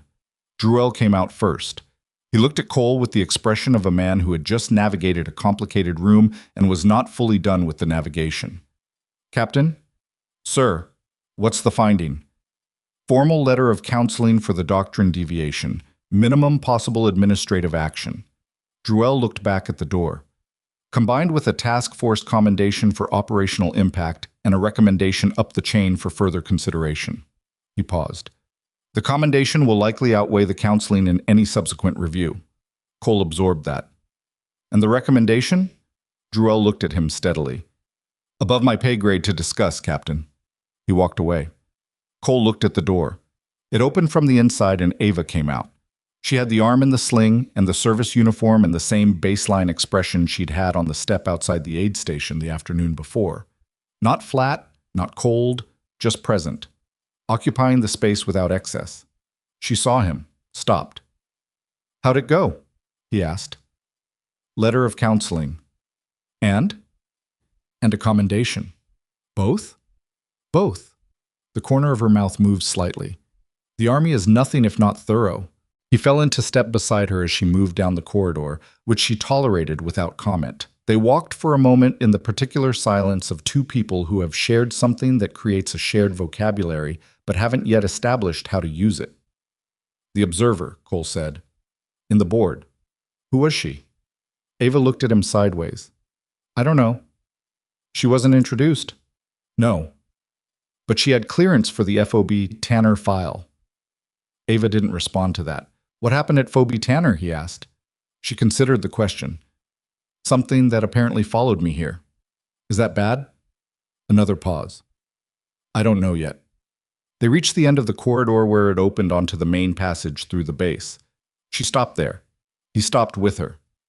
Captain Cole, she said, what you did on the LZ, boarding the helicopter when your casualty situation required it, regardless of what you were leaving behind, that was the right call. I want to make sure I said that clearly. You said it yesterday.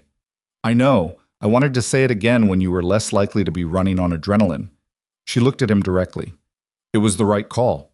You prioritized correctly and your people survived because of it. Don't let the emotional accounting undo the operational logic. He held the look for a moment. You're very straightforward. People tell me that. I'm not sure it's a complaint. She considered that. Usually isn't from the people who say it that way. He nodded once. She turned to go. Carter. She looked back. The observer. The woman in the board. He waited until she was looking directly at him. She was watching you the whole time, not the proceedings, you.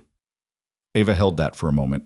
Her expression didn't change, but something behind it did. A small, careful recalibration that she didn't suppress entirely. I know, she said. She walked away down the main passage. Drell spent 3 hours that afternoon in a secure communications channel that required him to use a room he hadn't used since his first week at Iron Summit.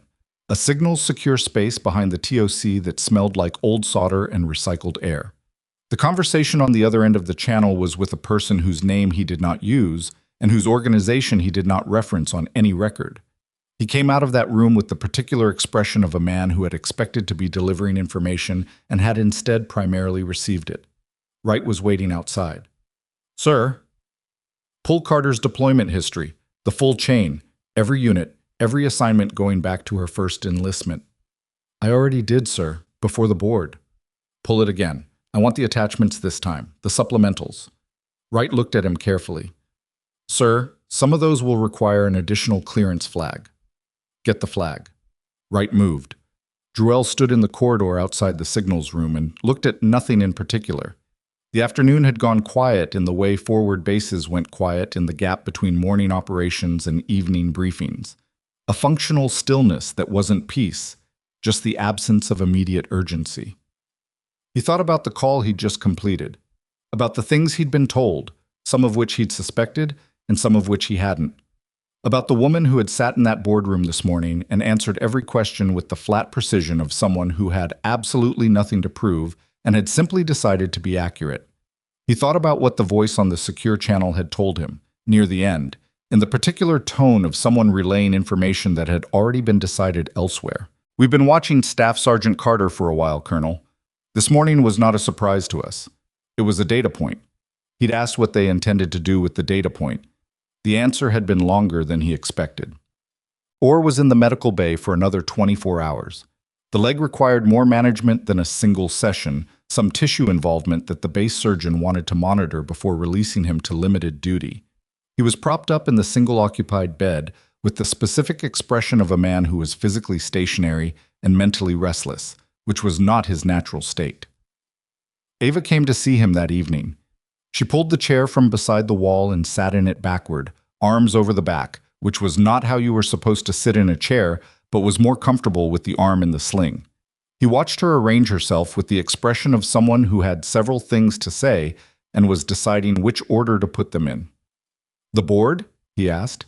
Letter of counseling and a commendation. Both. Both. He shook his head slowly. Only in this branch. I know. The counseling is ridiculous. You saved 8 people. I broke doctrine. Doctrine is... He stopped. Reconsidered. Okay, I understand why the doctrine exists, but in this specific case, the doctrine is right, she said, in the abstract. If every observation element decided to engage on their own judgment, you'd get a lot of problems. The doctrine exists because individual judgment is unreliable. She paused. Mine happened to be reliable yesterday. The board has to weigh that against the general case. He looked at her. How are you so calm about this? About what specifically? About all of it. He gestured vaguely with his good hand. Yesterday, today, the board. You're sitting in that chair like you're waiting for a bus. She thought about how to answer that honestly. I'm not calm, she said. I'm tired. There's a difference, and from the outside they look the same. I was quiet for a moment, then, my statement to Wright. I told him the recon element that hit our OP was already in position when we arrived. They were waiting. I mentioned that to the board too. Wright looked at me like I'd said something important. Probably because it is. She looked at him. If the operation was compromised, it means somebody knew our insertion timeline. That doesn't narrow down by accident. Or absorb that. His expression shifted in the particular way it shifted when he was following a logical chain and arriving somewhere he didn't entirely like. You think it's internal. I think it's worth knowing. Carter. He looked at her seriously. Who was the woman in the board? The one who knew about FOB Tanner? Ava looked at the wall. Someone from outside the task force. With clearance for your classified file. Yes. That's not a small category, but it's also not a large one. No, she agreed. It's not. He studied her. You know who she is. A pause. I have an idea. Are you going to tell me? She looked at him directly. He was 22 years old and had spent the previous day managing a traumatic wound on a ridge while listening to a firefight he couldn't see, and he had called the QRF at 3 minutes exactly the way she'd told him to, and he was asking the right questions and deserved accurate answers. She's someone I've been in proximity to before, Ava said carefully. From a context I'm not in a position to discuss. She was at the board because someone sent her to look at me. Why? Because yesterday gave someone a reason to look. Orr was quiet for a long moment. Outside the medical bay, the base evening routine was beginning. The sounds of the kitchen, the shift change on the perimeter, the distant thrum of a generator. What happens next? He asked. She stood, adjusting the sling. Whatever happens next, she said, we deal with it when it gets here. It was not an especially satisfying answer.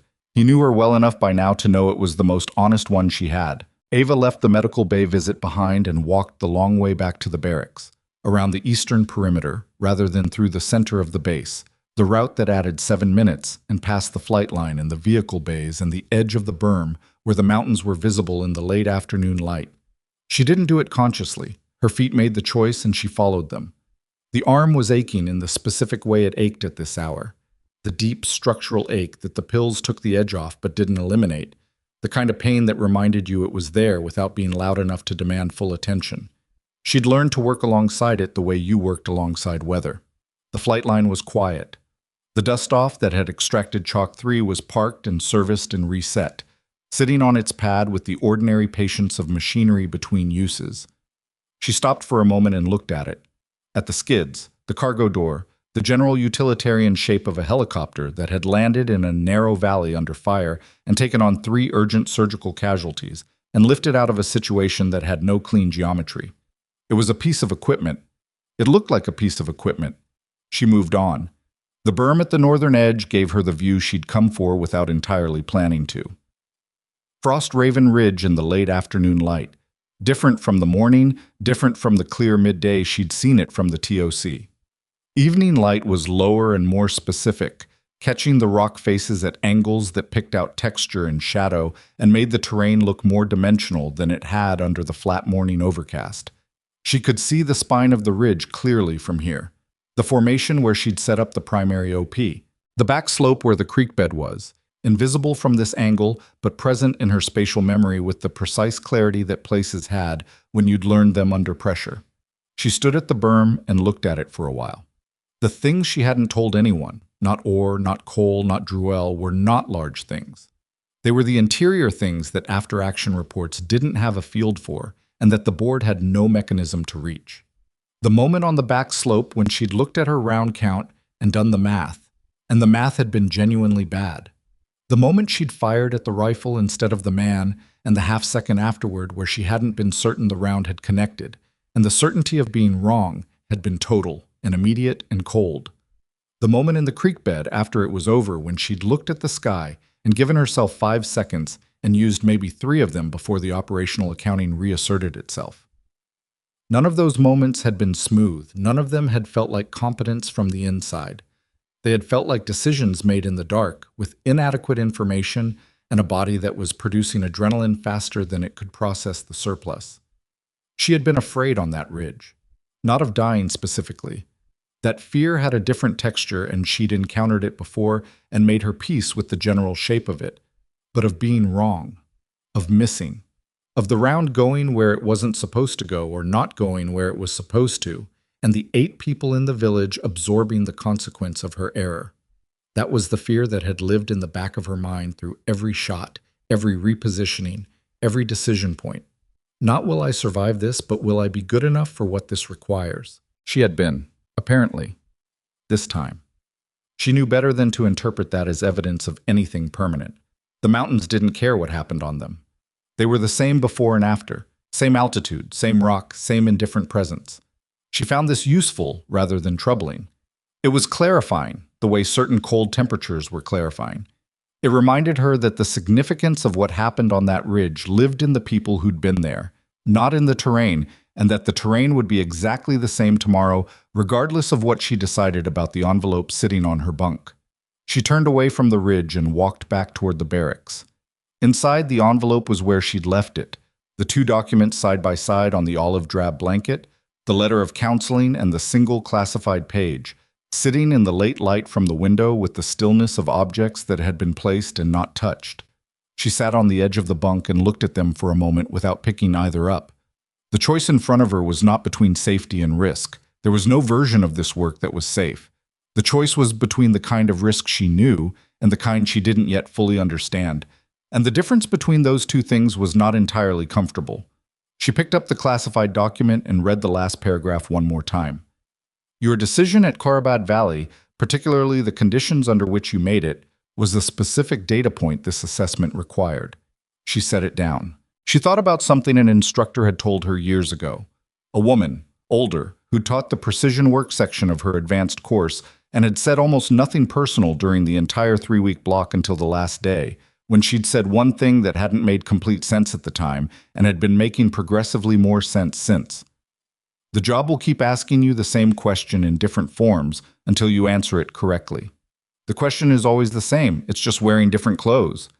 She hadn't understood what the question was then. She thought she understood it now. It was not, are you capable? She'd established that to her own reasonable satisfaction through 7 years of doing the work. The question was, are you willing to operate at the full extent of what you are?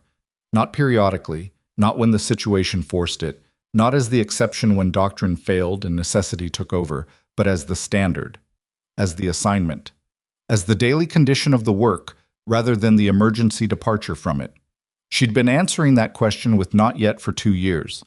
First after the briefing, then after FOB Tanner. Each time the question arrived in a new form, she'd had a technically valid reason to defer. The reasons had been honest. She'd meant them. She also knew, sitting on the edge of her bunk in the late afternoon light with a healing arm and a 2-document accounting of one morning on a mountain ridge, that she had run out of honest reasons to defer. The 1400 deadline was tomorrow. She folded both documents and put them in the inside pocket of her jacket. She changed out of the service uniform and into the base casual layer she wore during off hours. She laced her boots. Right boot first, then left. The same sequence she'd been using for so long it had stopped being a sequence and become simply the act of putting boots on. She went to the chow hall and ate dinner. The food was what it always was. Functional, adequate, unremarkable. She ate it with the focused attention she gave to maintenance tasks, because eating was maintenance, and maintenance was what kept the machine operational, and the machine had work to do. At the next table, 2 operators from a different element were having a conversation about a vehicle modification that one of them thought was unnecessary and the other thought was essential, and the argument had the comfortable rhythm of a disagreement between people who weren't actually angry, just committed to their respective positions. She listened to it without joining it. Normal. The sound of a bass doing what it did. She finished eating and walked back to the barracks in the dark. The mountain cold settled fully in now, the stars very clear above the peaks. She lay on her bunk and looked at the water stain in the corner of the ceiling. The boot print shape she'd noticed the first night and hadn't thought about since. She thought about it now, briefly. Then she closed her eyes. Tomorrow at 1400 she would walk into Annex 7 and give her answer to a woman whose name she didn't yet know. She already knew what the answer was. She'd known it since the creek bed, when she'd looked at the sky and used 3 of her 5 seconds and then gotten back up. 3 days passed before anything official happened, Ava spent them in the particular limbo that forward bases generated between operations: the structured emptiness of mandatory rest, light duty, medical follow-ups, and the administrative processing that a contact of that scale required. She cleaned her equipment. She wrote her own after-action account, 6 pages, submitted it to Wright through the standard channel. She went to the aid station twice for dressing changes. She ate in the chow hall at regular intervals and slept in irregular ones, and did not talk more than the situation required. The arm was doing what arms did, healing imperfectly, on its own schedule, with the particular ache that lived in the bone beneath the tissue damage and couldn't be addressed by anything except time. The sling came off on the second day because it was impeding her function, and she'd decided the medic's preference and her operational preference were not compatible. She'd compromised by wearing it in the mornings when the stiffness was worst and leaving it off by afternoon. Orr was released to limited duty on the second evening. He found her at the equipment cleaning station and worked beside her in silence for 20 minutes before saying anything, which was something she'd come to appreciate about him. He understood that proximity and silence were sometimes the appropriate response and didn't feel compelled to fill the space. "Wright came to see me again," he said finally. She kept working the cleaning rod through the barrel. "About the operation compromise? About the timeline, who knew about the insertion, which channels the mission planning went through?" He paused. He had a signals intelligence officer with him this time. "They're working it. Seems like it." He looked at her. "You don't seem surprised." "I'm not. What I said to the board about the OP being compromised, that's not something that gets filed and forgotten, not with a contact at that scale. What do you think they'll find?" She finished the barrel, checked it against the light, set it down. "I think they'll find a communication channel that shouldn't have existed. I think whoever built it will have been careful. I think Wright's signals officer will have to be better than careful to find it." She picked up the next component. "Whether they get there depends on how much time they're given before the information goes cold." Orr absorbed that. He was quiet for a moment. Then, "Does it matter? For us, I mean. For what happens next?" She considered the question. "It matters for the 8 people who are in that village. It matters for whoever walks that ground next." She looked at him. "Whether it matters for what happens to us specifically, I honestly don't know." He nodded, accepting the uncertainty the way he'd learned to accept it, as a condition of the job rather than a problem with the answer. They finished cleaning the equipment in silence. The envelope arrived on the morning of the 4th day. It was delivered by Wright in person, not left on her bunk, not routed through the administrative clerk, but hand-delivered, which communicated something before she'd opened it. Wright was careful about how he communicated things non-verbally. She'd noticed this about him. "The board's formal finding," he said. "I expected that." "And a second document." He looked at her with the expression of someone who has prepared what he wants to say and is now executing it carefully. "The second document isn't from the board." She took the envelope. He left without explaining further, which told her he either didn't know what was in the second document, or he knew and had decided that explaining it was not his role. She sat on the edge of her bunk. The first document was what she'd expected. The formal letter of counseling, 3 paragraphs, the language of institutional consequence, that was simultaneously serious and calibrated. The kind of document that said this happened and we have noted it without saying this defines you. She read it once, folded it, set it aside. The second document was a single page. No letterhead that she recognized. A classification marking at the top that she'd seen exactly once before. Not at FOB Tanner, but in a briefing she'd attended 6 months before her FOB Tanner deployment. A briefing she'd been told to attend without being told why, where she'd sat in a room with 9 other people and listened to a presentation about a unit whose name she was not given and whose function was described only in operational abstracts.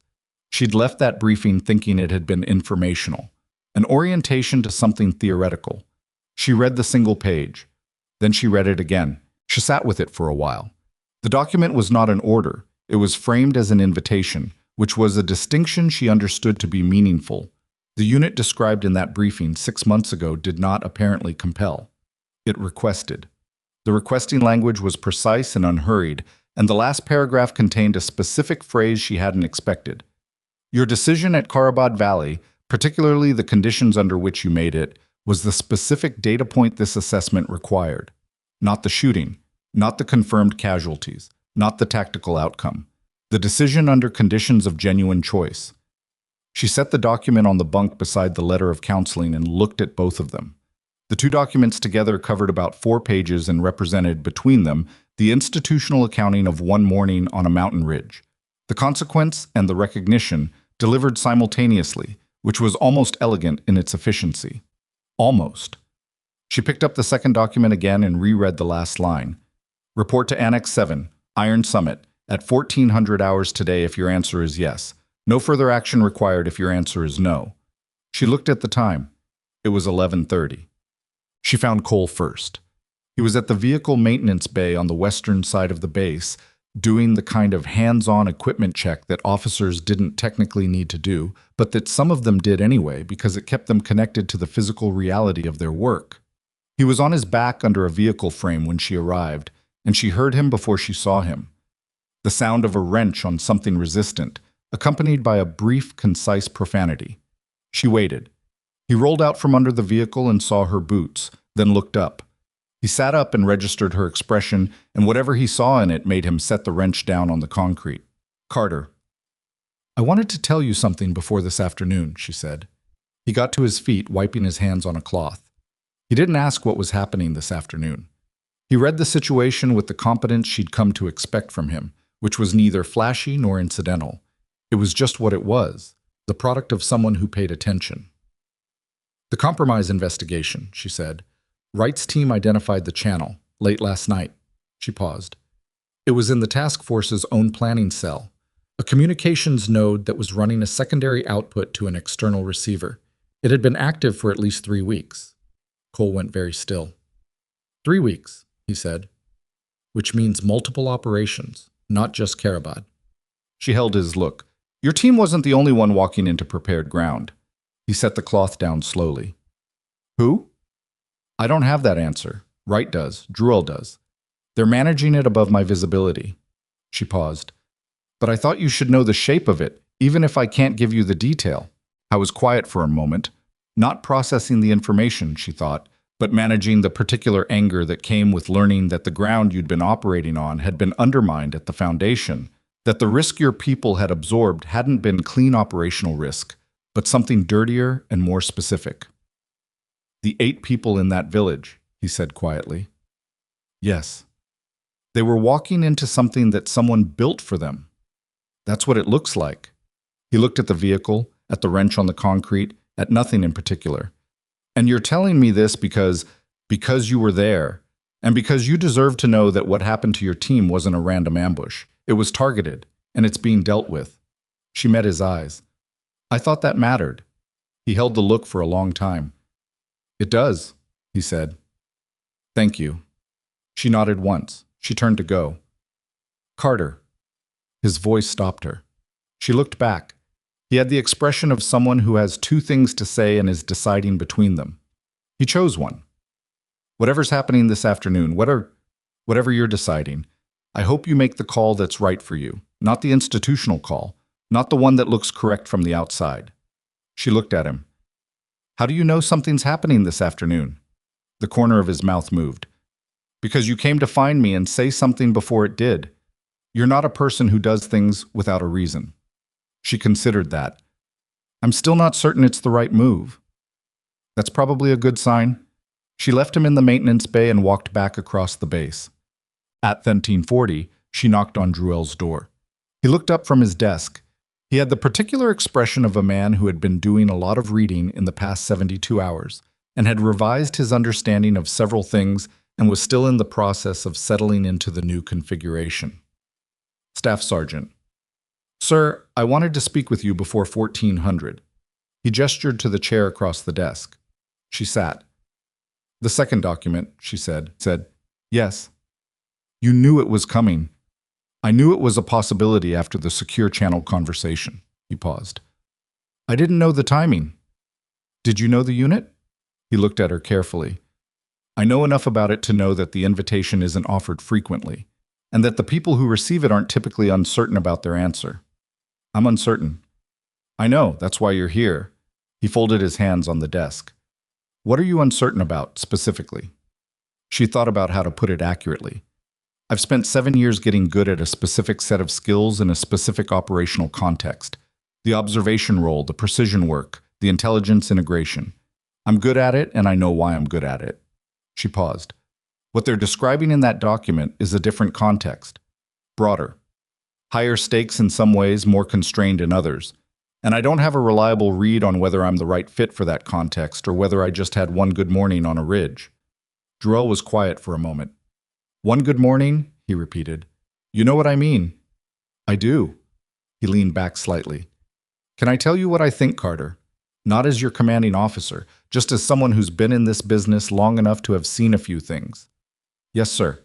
The people who are good at that level of work, the kind that document is describing, almost never feel ready. The ones who feel ready are usually wrong about themselves in ways that eventually become expensive. He held her look. You've been ready for something at that level since FOB Tanner, probably before. The fact that you've been methodically making sure of that instead of just accepting it because someone with authority said so, that's not uncertainty, that's accuracy. She sat with that. The arm, he said, functional. Full range? By next week. He nodded. The letter of counseling. Goes in my file. I understand what it is and what it isn't. It won't follow you the way you might think, not given the commendation attached to it, and not given where this appears to be going. He paused. For what it's worth. She looked at the desk surface. At the files stacked on it, the coffee cup at the corner, the photograph turned slightly away from her angle. A family photograph, she thought, kids maybe, the kind of personal item that reminded you that the people running these operations were also people running other things simultaneously. It was easy to forget that. Sir, she said, the investigation, the communications compromise, what happens to the people responsible? His expression changed, a tightening, controlled, the expression of someone who has made peace with a difficult fact and presents the peace rather than the difficulty. It's being handled outside the task force's jurisdiction. That's all I can tell you. It's being buried. I didn't say that. No. She looked at him. But that's the shape of it. He didn't confirm or deny.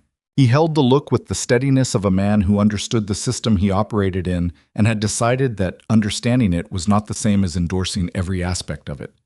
The people who put my team in that village knowing it was compromised, she said, they're going to walk. The investigation is active, Carter. Active investigations have outcomes that range from prosecution to reassignment to nothing. You know that as well as I do. He was quiet. It matters, she said. Not for me.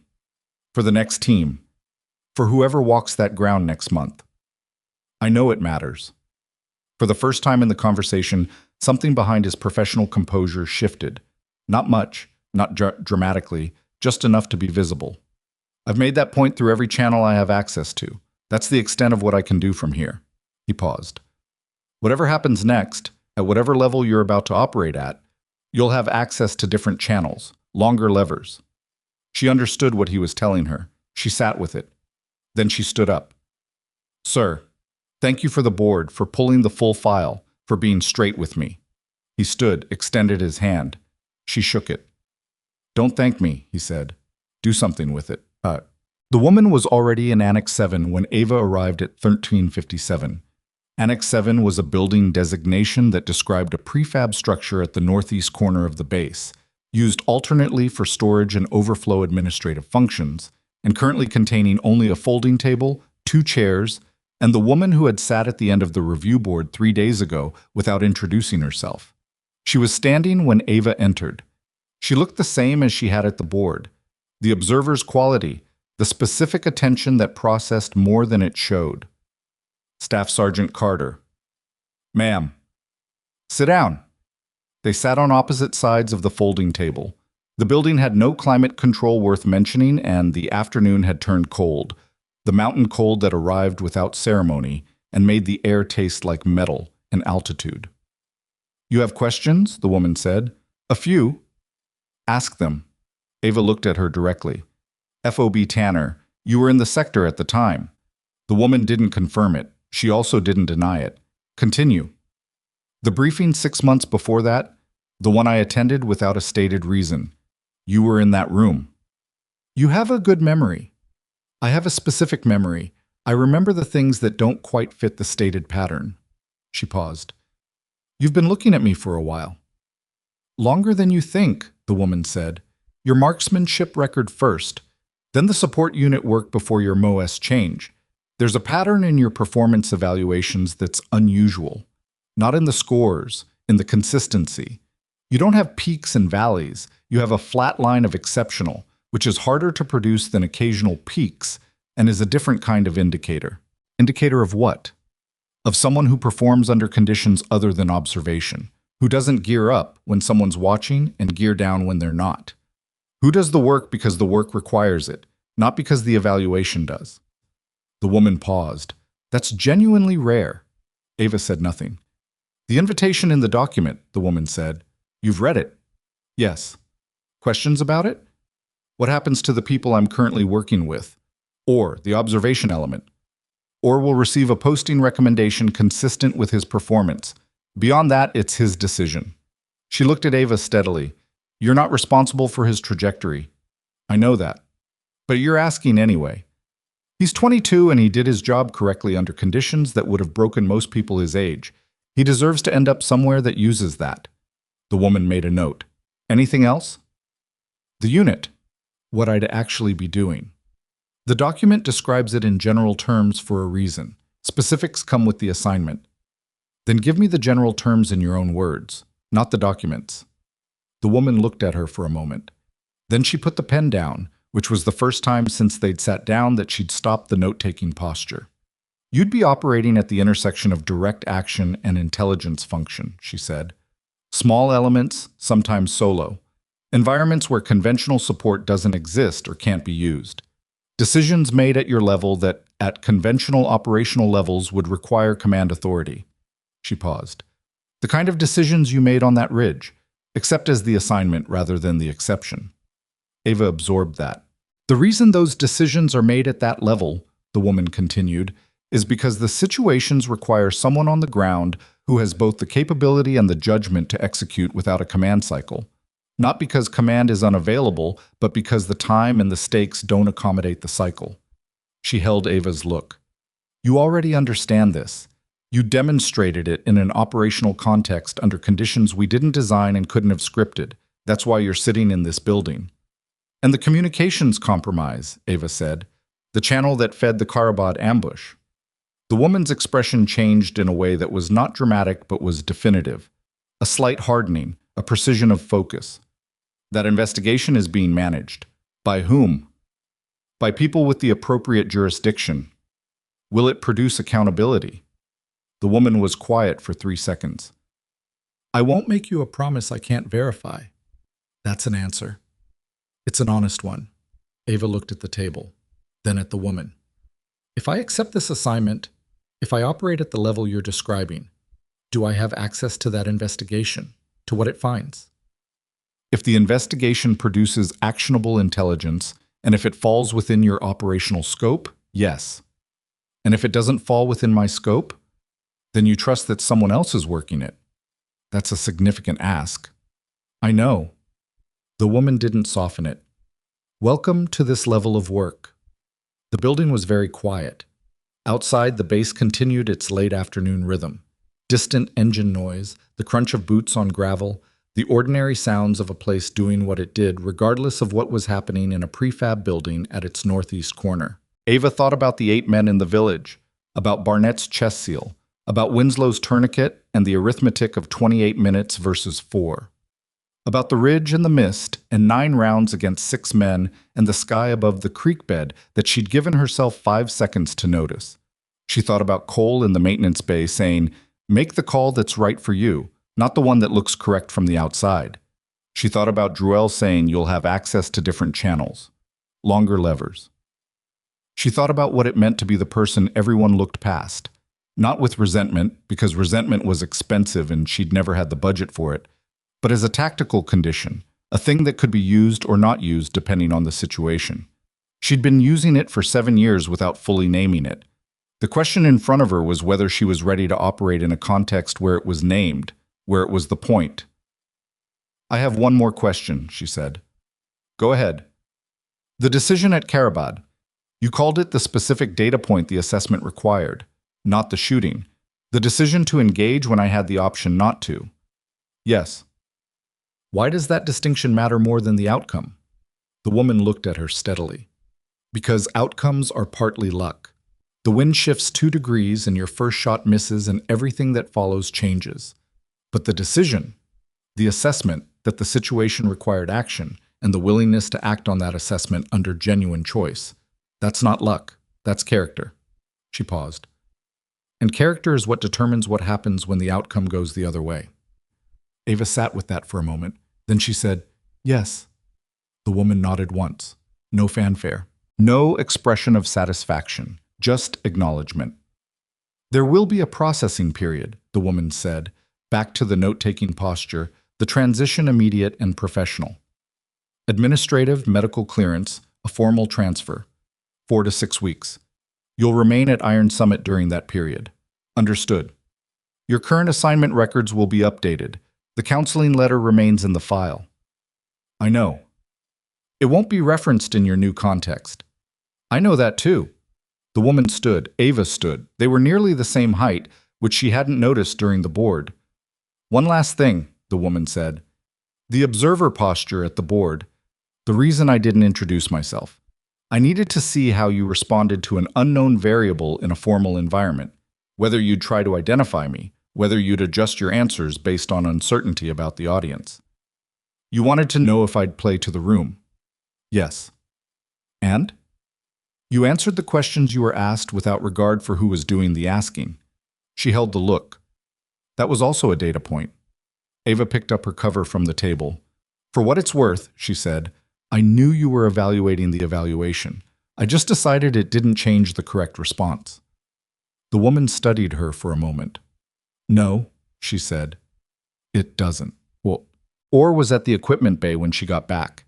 He was doing inventory work, one-handed, which was slower than it needed to be, and he was managing it without complaint. He looked up when she came in. He read her face. You said yes, he said. Yes. He was quiet for a moment. He set the inventory sheet down. Okay. Okay.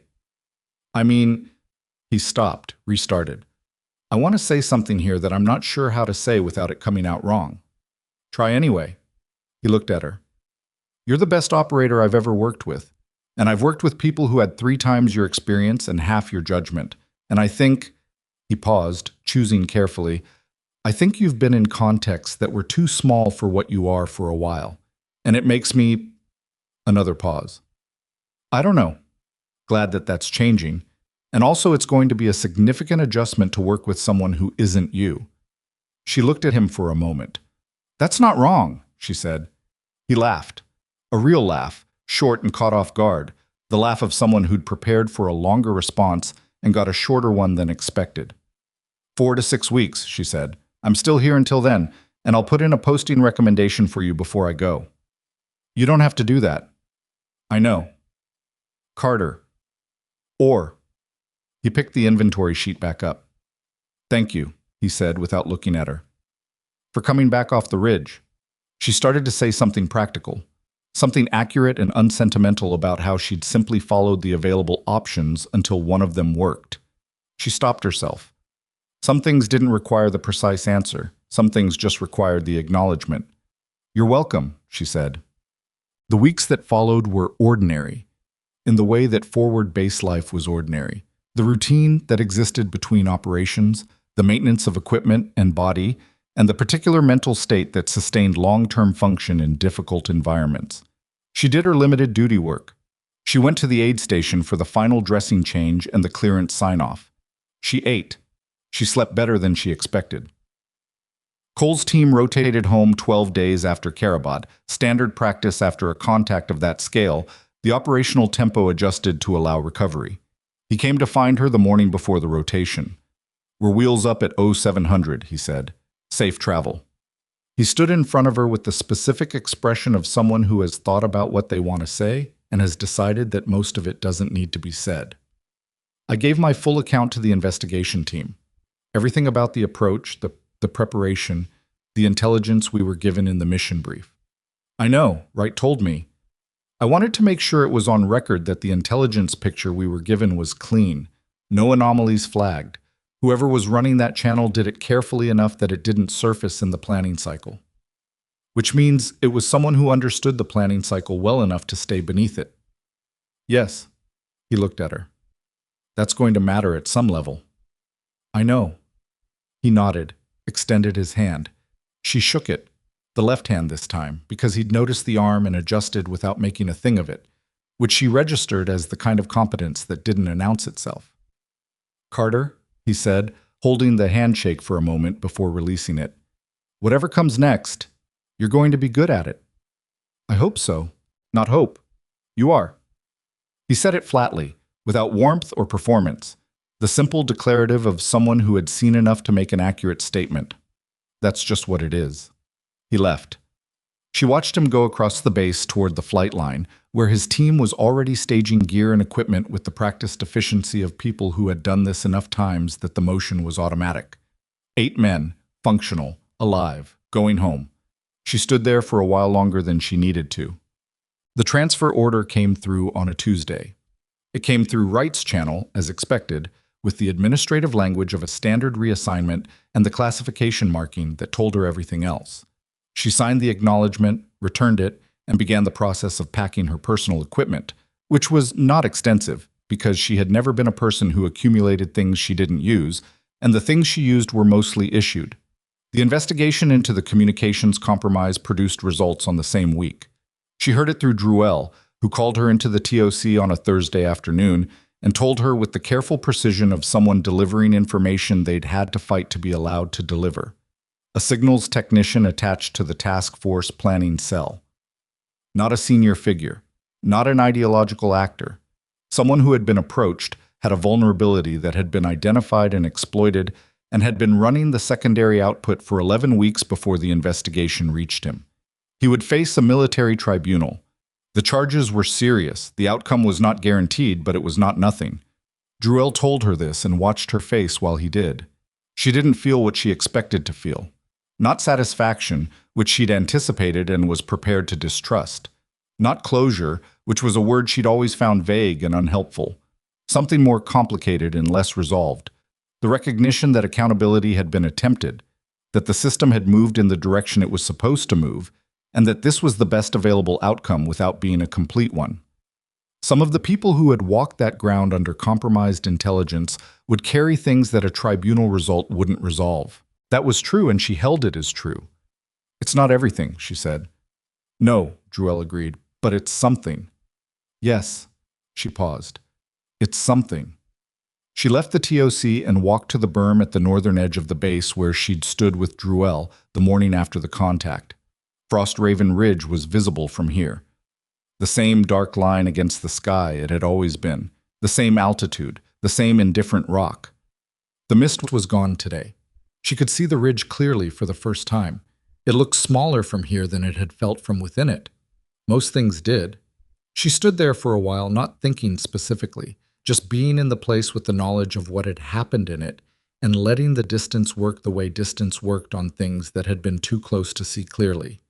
The ridge, the village, the 4 minutes and the 8 men and the 9 rounds and the blue sky above the creek bed. She'd made a decision under conditions of genuine choice. Everything after that had followed from it.